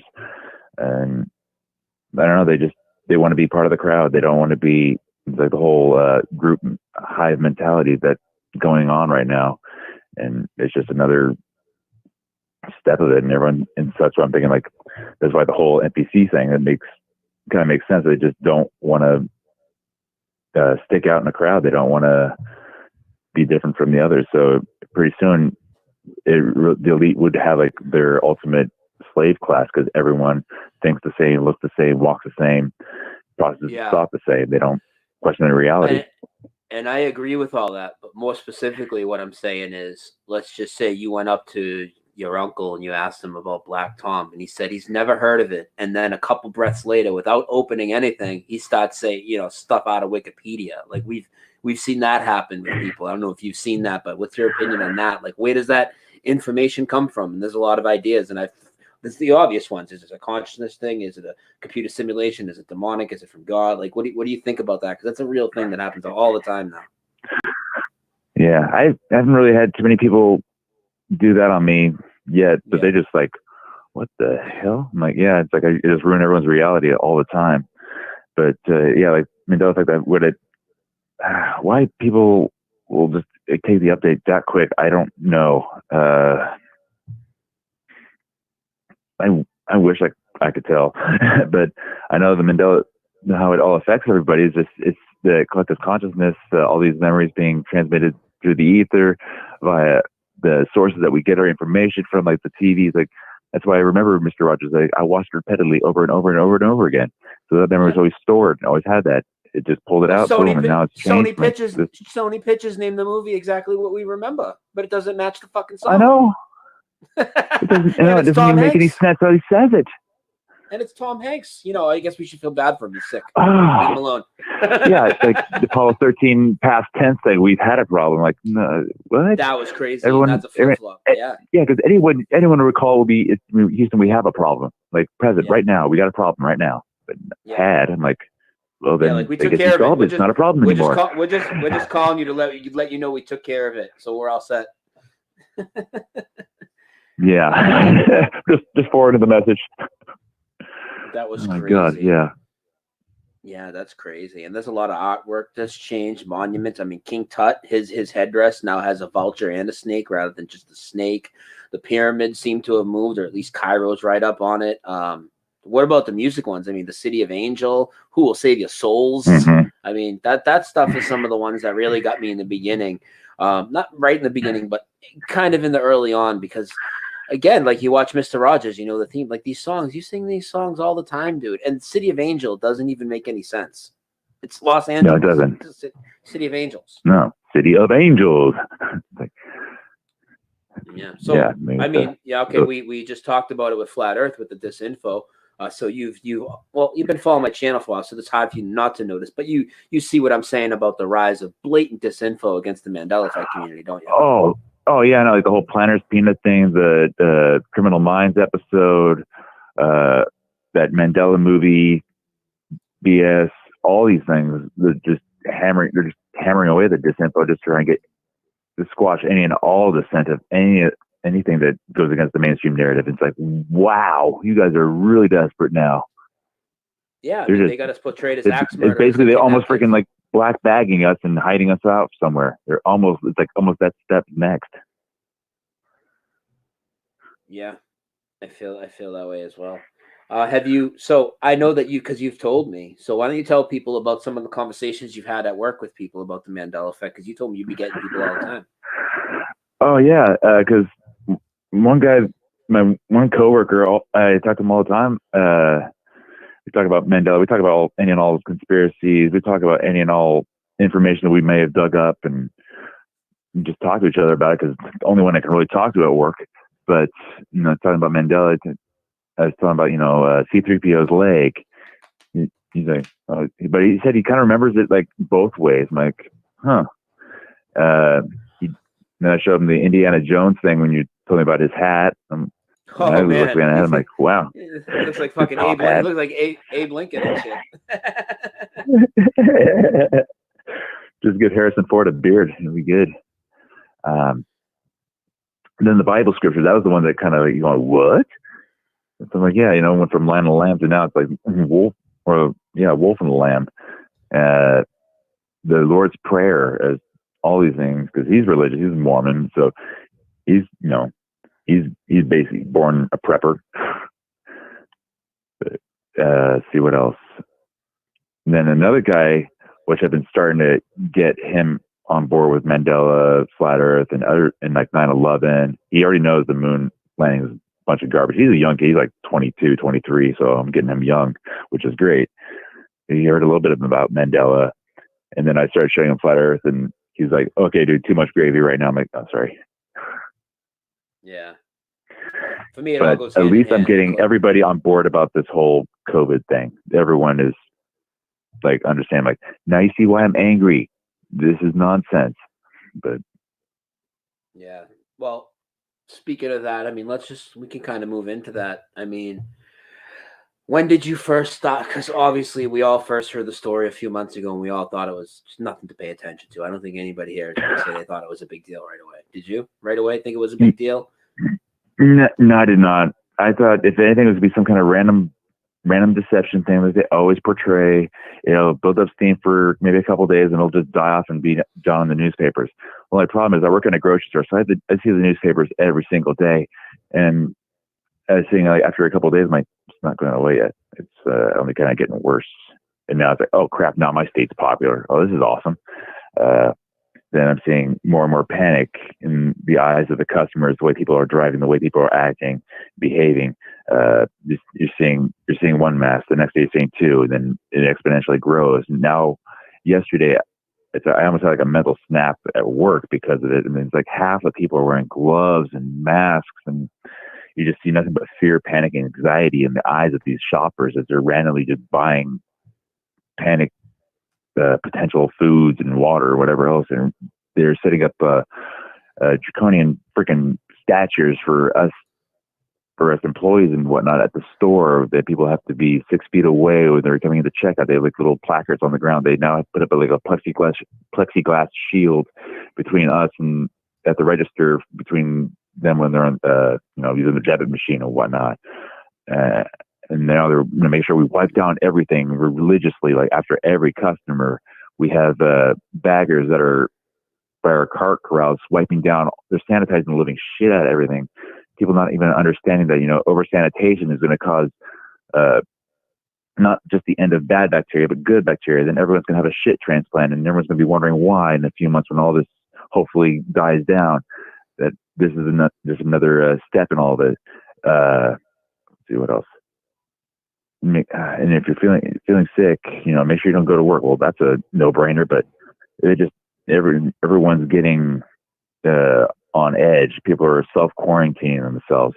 We actually had an employee who apparently tested positive for COVID-19.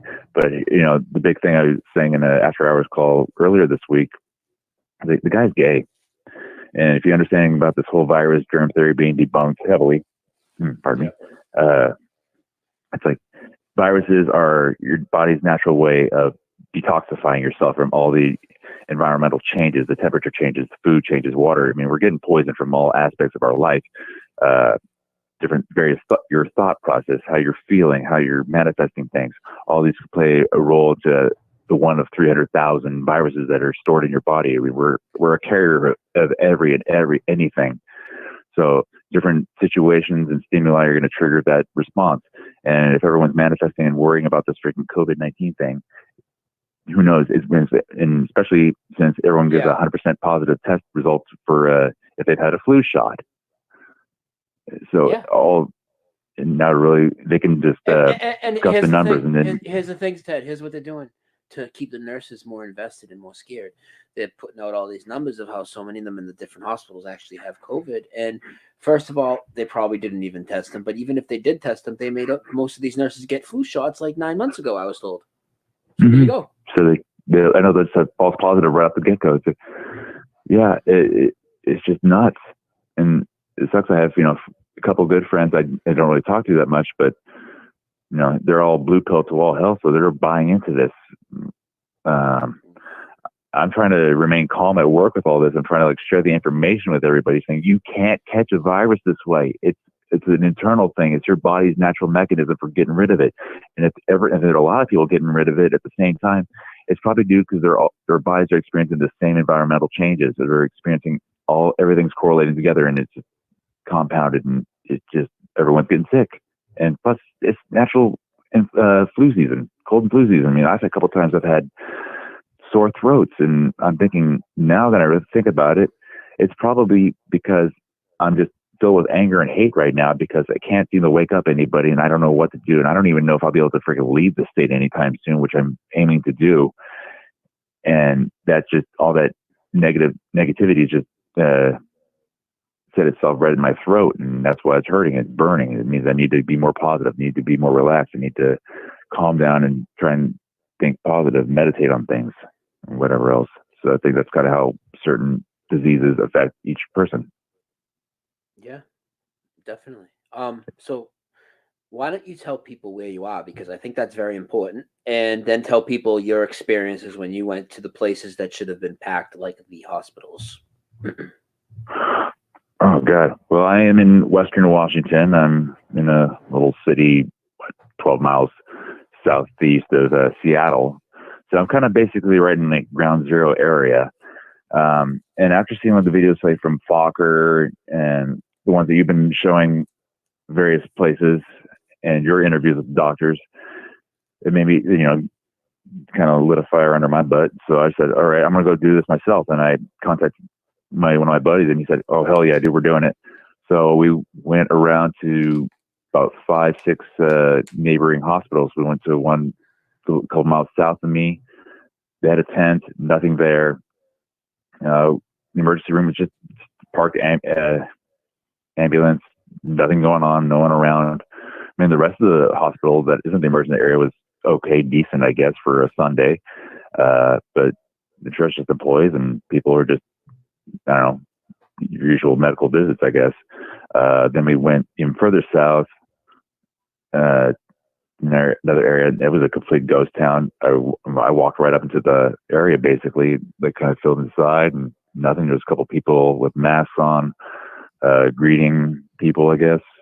I know, I just kind of looked and glanced, I'm like, yep, nothing going on in here.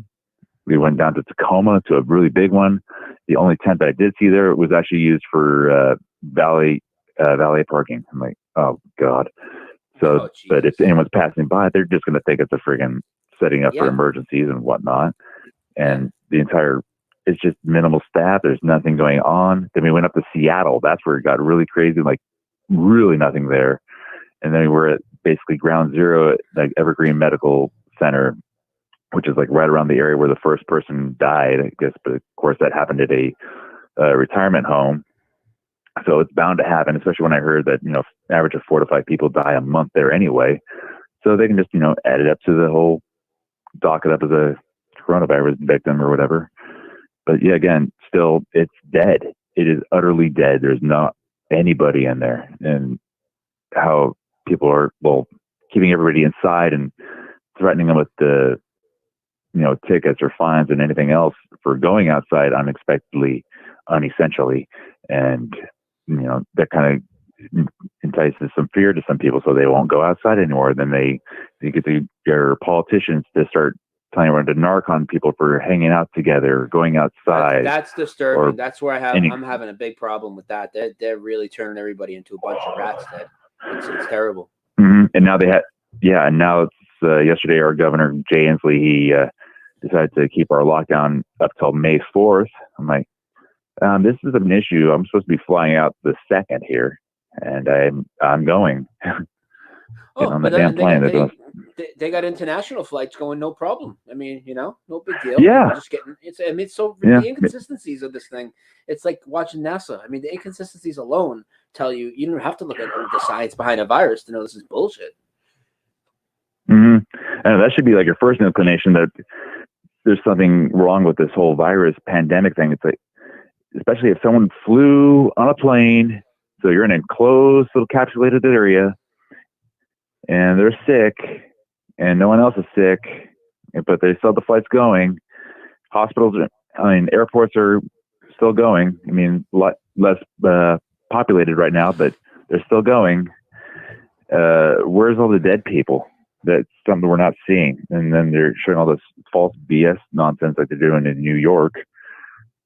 It doesn't match up to reality. And then they're making the virus do all these magical things like NASA CGI. It's like,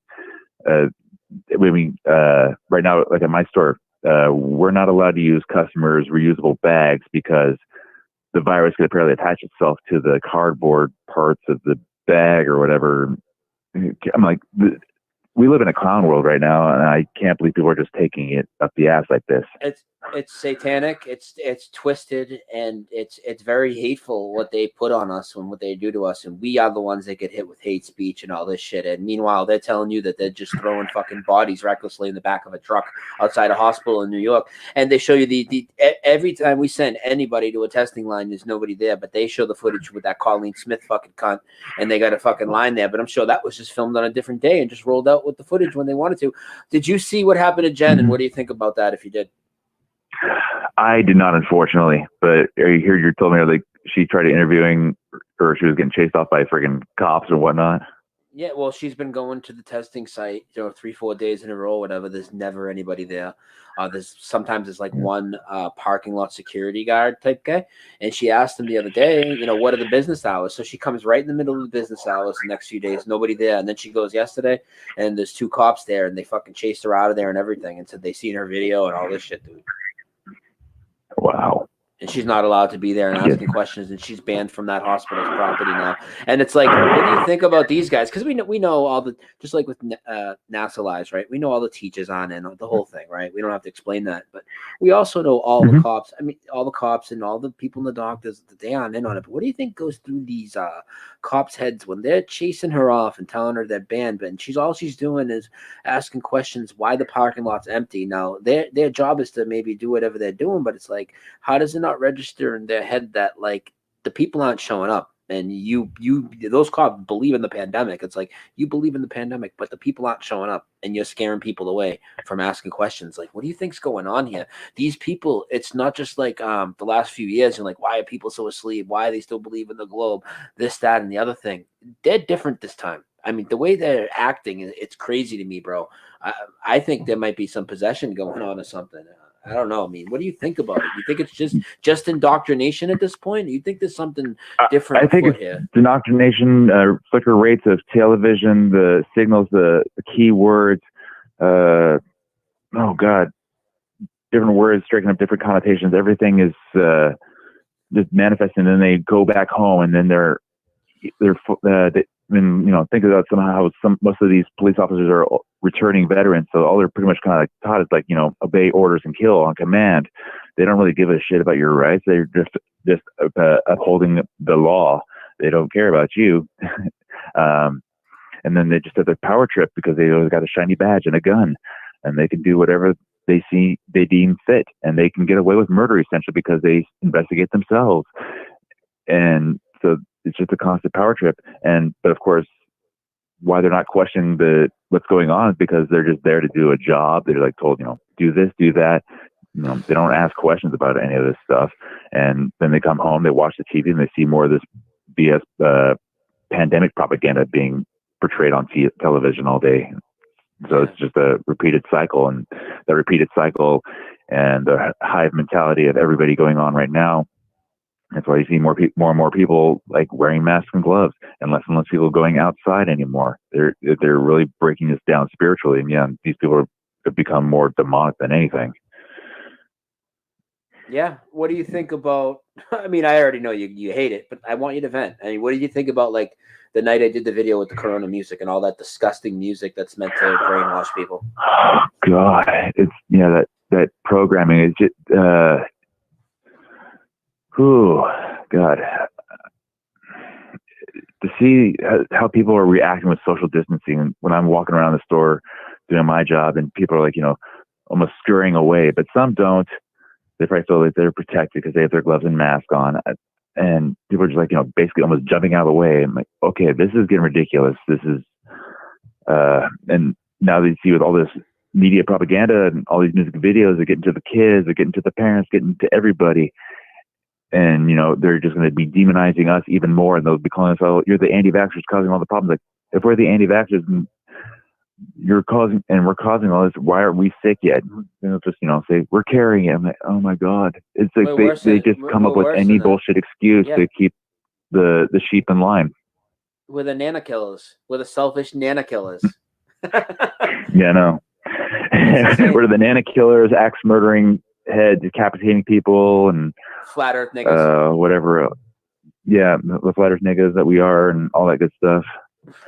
My God. I'd like to slap Charlemagne right. I'd like to slap Charlemagne right in his fucking mouth, wouldn't you? Oh my God. I'm with Fokker about punching all astronauts, and then after that, definitely have to go for Neil deGrasse Tyson and Bill Nye and get them all. Just start punching all of them. Like, I hate you people. You guys are the assholes. And then I kind of want to punch all the people that are buying into this fear. I'm like, it's kind of like the scene in They Live. Like, put on the damn glasses. You want people to freaking see, but they just don't want to. You almost feel like you have to beat the living shit out of them in order for them to do it. I don't know, like what my breaking point is. I'm like, I try to be positive in all this, but I can feel the negativity and all the bad vibes and the energy going on around my own neighborhood and everything else. Everything's so quiet and desolate, and everyone's squeamish and doesn't want to do anything anymore. They've been broken down so badly. Now it's like battered wife syndrome here with our relationship with the powers that shouldn't be. It's like a hooker and pimp kind of relationship. They use us to all extents, and then they give us a little bit of money and beat the shit out of us, and keep on trucking. They keep repeating the cycle over and over again until we're just broken. Yeah, it's brutal, and we've seen a lot of people that are usually. I mean, I can't say all the time, but I usually have a pretty positive outlook, and I've been aggravated. I've been frustrated fucking 3-4 weeks now. It's fucking aggravating, dude. Everybody's pissed off. Oh, I know. Pissed off. It's fine. It's okay to be pissed off. It's like right now, quarantine almost sounds like a great thing right now because, yeah, sure, I'm one of the essential workers of the workforce right now and all, but I have to be with the public. I have to see their fear and anxiety 8+ hours a day, 5-6 days a week, and I mean, there's times I've broken down in the back room and cried because I can't understand how these sheep don't see the deception at hand right now. It's like you don't see anyone coughing or sneezing or wheezing or any of that, dropping dead on the floor on the streets. No, but they just keep showing these images, and every time I look at the newspapers, they just keep getting worse and worse and worse. More this, more death, and I see mainstream news articles. And it's like I have Bill Gates saying this is for Washington News, saying that we won't be able to go back to normal until we get the vaccine. I'm like, fuck, they've already had that shit patented, ready to go. So God knows how long, and they'll probably try and put it during summertime, dude, when everything starts to slow down. Of course, dude. They're acting like they're developing it. It's already sitting there in the fucking stockpiled up, ready to roll, kid. I know, ready to roll. And here's what I'm thinking: since if 5G is providing this kind of creating the disturbances, all these illnesses within people, it's like, okay, what if they put out a vaccine right now to kind of somewhat stop it or whatever for this summer, and then it'd be like, not not mandated for everybody, but if you feel they need it, they'll do it. And then you add that in with the 5G, it is going to probably create a whole new illness. And it's like, it's COVID-20, or they'll call it something else new and to scare everyone back into quarantine yet again, and more rights. And they'll just keep cranking up the heat in that pot, that frog in the pot analogy. It just gets worse and worse, and no one cares. Yeah. Such a frustrating time these last few weeks, man. It really is. But hey, I know. I will. There is this one positive. There's a few positive things, but one definite positive. Oh, this is about. Well, go ahead. You wanna say? I was just gonna say, like, so like when we all got thrown into the mix, a lot of us with 9/11 or whatever. I mean, we were thrown into the mix. Now, when this thing has happened, we are firmly in place. I mean, we have 300-400 people in a chat. Bob's here; he has 1,000 people in his chat. Like, we're not trying to build the community already. So we have a lot of good minds already together that know that we shouldn't feed into the fear.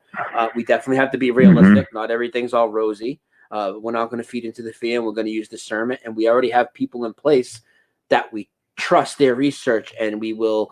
Maybe we don't have to agree with everything. We're not just going to believe what somebody says. But if David Weiss or Bob or Karen or you or Moneybags or anybody in these communities that I really respect throws me something and says, hey, this is why I think you need to look at this, then I'm going to look at it. And then we can all put the pieces together. And we have people coming on shows like this where you're putting out all your thoughts. We're in a much better position than we were before, in my opinion. What do you think about that? And God, yes. Oh, my God. Yeah, try to find, like 10 years ago, trying to find anyone who looked into 9/11 was 1 in a billion. It felt like. It's like now everyone knows who I am. I'm like the solo flat earther, but they know that they can always relate to me and they can ask me questions. They know I'm not going to be a complete and utter dick, but at least I know there's a lot of more open people that are open to new ideas and new theories and aspects of life. And getting the other half of the information that hasn't been told, because media only gives their scripted, their propaganda right there. Yeah. Any other positives you see in this? I have seen creativity come forward, and I've been seeing that come for a while. And by creativity, I don't just mean people making music and stuff. I also mean people that were very much, and this is very important. I used to use Facebook a lot to do my truth. And as you know, it's different planting the seeds, but people that would make a lot of Facebook posts a lot. And there's, not too many people that I really, really always enjoy their posts, but there's been a few people whose posts I've always enjoyed. And now they're doing live videos, and I'm loving it, dude. Oh, yeah. I know. It's like, if anything, this whole corona thing has woken up a lot of people. It's brought people out of retirement. I remember on Tuesday, and that got freaking Paul on the plane, like, out of retirement. He's like, oh, hell no. I'm like, I'm done with this. This is bringing me up. I'm pissed off about this. I want something needs to be done. Last couple of weeks, I've been freaking doing a couple live streams on Facebook here and there just to kind of get my thoughts out. And I'm getting tired of all the nonsense going on. I'm getting people to wake up at work about this whole BS and starting to get them to question other things in reality. I mean, I have to find one little aspect of this grand deception of life. I have to peel back at least a layer somewhere, or drill a hole into it, or I don't know, smash it. But yeah, people are waking up. It does suck. It is overbearing, definitely at times, but it's awesome to there's plenty of great people in the community you can talk to. You can bounce back ideas here and there. You can meet new people, and there's always great things out there. You just gotta try and see the good out of all this negativity going on. Now let's get into the corona and some theories here. And why do you think this happened when it did? Lay it all out. I know it's probably multifaceted. Why do you think they did this? It's obvious why. It's obvious to me and you and everybody here about why they built up another invisible enemy. It's the new terrorism. I think everybody here gets that. But why did they trigger it right now, in your opinion? It's probably trying to correlate with the whole Agenda 21, Agenda 2030 BS. They're all these little minor virus attacks, bioweapons, whatever they want to call them, or just little tests, see people's reaction. All these hoax shootings are just little snippets. They just have to keep cranking the heat up a little bit more in the pot until we're almost at boiling point. And then they've seen the influx of the whole flat earth and Mandela effect coming up and growing exponentially, spreading worldwide, essentially. Everyone's vibing on a different level. The collective consciousness has shifted, and they don't want that. It goes against their plans. They can't have that happen. They need their new world order system to keep us in control and malleable so they can fuck us in every general way, so to speak. So this whole coronavirus thing, they did their sacrificial lamb with Kobe Bryant, and that kind of got the ball rolling, get everyone's in that emotional tie state and everything with someone dying. Then they bring out the whole Wuhan thing, and then realizing how that's one of the first grids that had the 5G network going, and they activated, and people are dying, but they show people in the area eating bat soup and whatever else. I'm like, China's already kind of a shithole if anyone hasn't been paying attention. They've got horrible air, horrible food, horrible water, everything. Everyone's boxed in these tight-knit, compacted cities, which essentially is what the whole elite New World Order system they want. They want people separated but compacted. Travel is very limited. Money is digital and cashless, so government can split the numbers any way, shape, or form they want. And then they're having this whole technological infrastructure with the 5G network, so they can basically have a bioweapon on hand to kill anybody or squash any and all dissent with a flick of a switch and have it directed towards something. And they can also alter the weather. They can make everybody feel bad. They can just alter. They basically they want to become gods, essentially. But they realize that our numbers are too great for them. They realize that, even a waterfall starts with one drop. So they realize that, this whole mass awakening consciousness shift has created a massive ripple in their plans. So now they got to pretty much like hammer us down right now, or they'll lose control once and for all, most likely. So they got this invisible enemy of the coronavirus, and seeing how they falsify the test, how everyone possesses these viruses in their own body. So different things can attribute to how it's triggered. And if you have a flu shot, you'll immediately have a 100% test come back saying that you have it, even though regular common cold or influenza that's going on at the time. But now they got the money rolling out for everybody, more financial implosion here. So that's going to eventually probably lead to the digital currency, because digital currency doesn't have germs. So everyone will be connected, and then they'll probably say, "Oh, now your cards, your cards are attached to it," and then they have to have their implant, and your implant will say that you've been so clever the vaccinated way or they not. do it. It's so clever the way they do it, and all the way they're going to do all those things, whether it's a vaccine, All under the guise of digital safety money, and convenience. it's all going to Those make you two words consent. go so long. You're gonna get tricked into consenting to all of it. Mm-hmm. And then they'll use mass mind manipulation there to get the people to say, "See, these people don't want the chip. They're unhealthy. They need to be exterminated. They could kill your children or your grandma." Or they'll do something along those lines. I'm not going to like that bluntly, but they'll do that. Then they'll portray it in the media with more shit like what they did with Criminal Minds or any other Discovery Channel. There might be some kind of oligarchy kind of crap nonsense there to get everyone hating and more division. And that, then of course, inevitably they kind of want everyone to be fighting against each other, not just with words, but with violence, and it kills each other off that way. That way they don't have to, so they can step in as the saviors. And if that doesn't work, then they got the old Project Bluebeam to really crank up the heat and say, now it's the aliens' fault because they're blasting everybody with dew weapons and whatnot and corralling everybody into their little safe knit compacted cities infrastructures that are a big nanny state. It's just an endless cycle of shit. How's your family doing with this? My brother, he's like, let's see, my brother's not working because he works at Boeing. His wife works at home. Sister's out in the Midwest. No one's really talked to me about any of this except for my mom, but that's the only when I call her. My mom's like, there's a lot of media fear porn. I'm like, duh. I was trying to lay down the whole virus thing to her. She just kind of obfuscated and just kind of meh. But then she's talking about the Spanish flu of 1918. I'm like, that's because they were delving with radar, and that triggered an electromagnetic shift in our bodies and everything else. That's why we started falling sick, and that's why 50 million people died. It's like any kind of magical shift like the disturbance in the air and the ether is going to do something, is going to have repercussions. And we were at the bottom of that barrel there, and we got rattled pretty good. And it's going to happen again with this whole 5G thing, especially if the videos are authentic about those birds just dropping out of the air and dying. All this. Oh yeah, that's that one we saw last night. Yeah. Mm-hmm.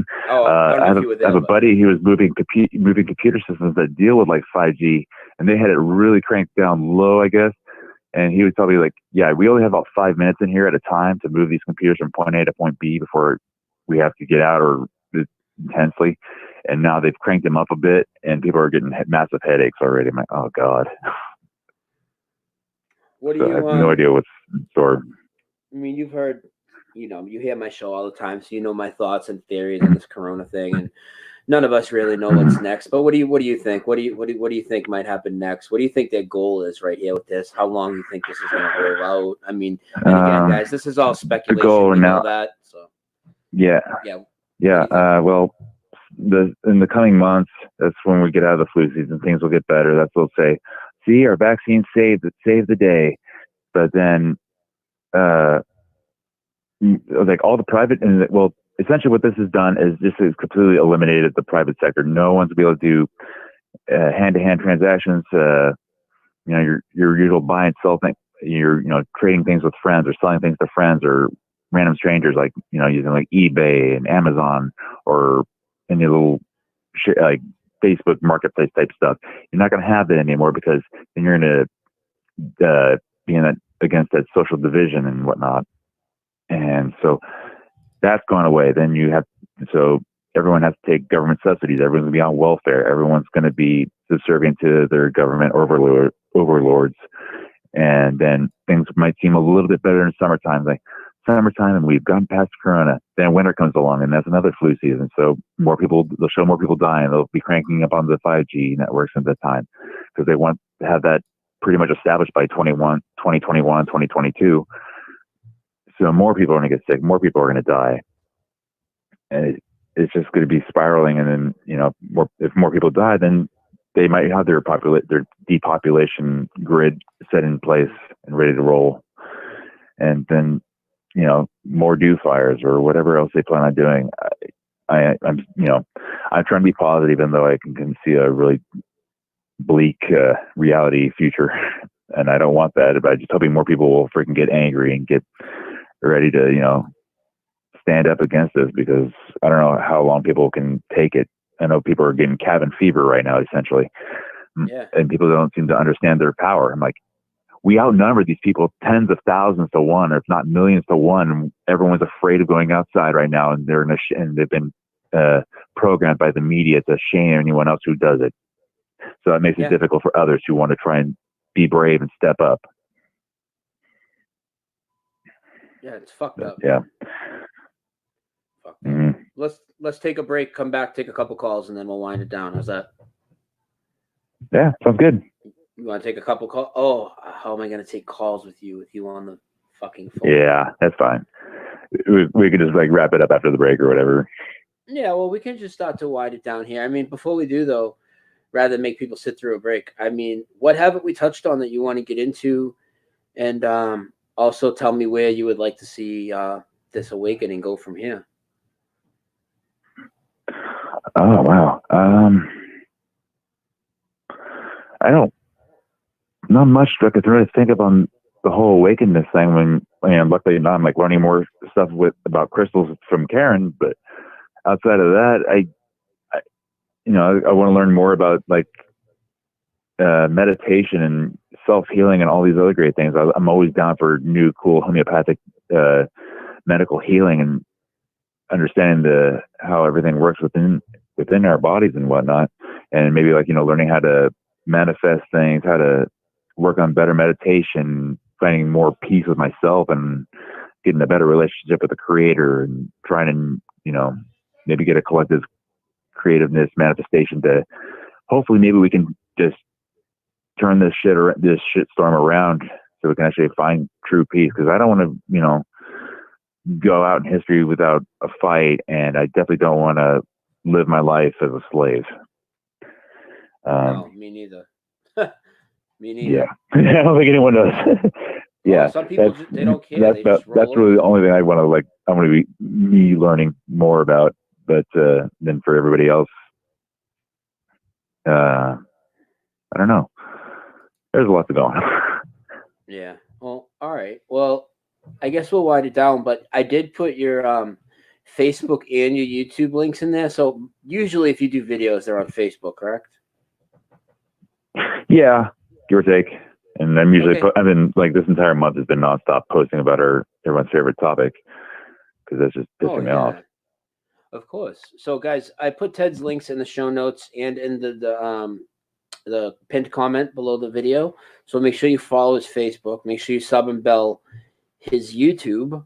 And I guess we'll get out of here. I'm going to get some lunch, and I know a lot of us probably go watch Jaron after. I'm going to come live later in a couple hours. I don't know exactly how long, and do something else. I got to talk about Corona again. So, I mean, it is what it is.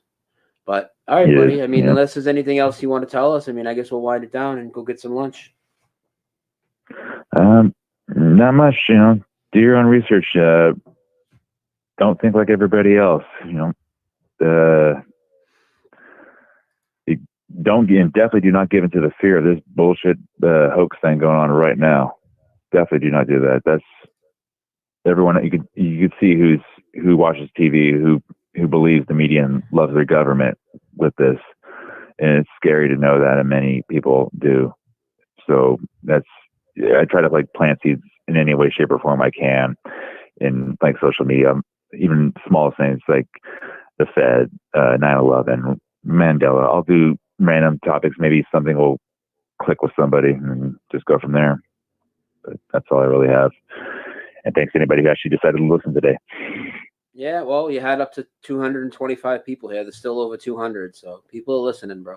Wow. So, yeah. Cool. Really cool interview. Sorry we couldn't take calls, guys, but Ted's patched through on the phone because we're having technical issues the other way, so we'll just bypass the calls, and I'll take calls tonight. Ted will probably call in because he always does. All right, brother. I'm not gonna give a shout out to your balls because or else Joey Rocha will. Joey loves my balls. All right, guys, be looking for another notification in a little bit. I'll be back live in a couple hours or something. And thank you, Ted. Everybody follow Ted and subscribe and bell Ted on YouTube. And thank you for watching my Thank you, Brad.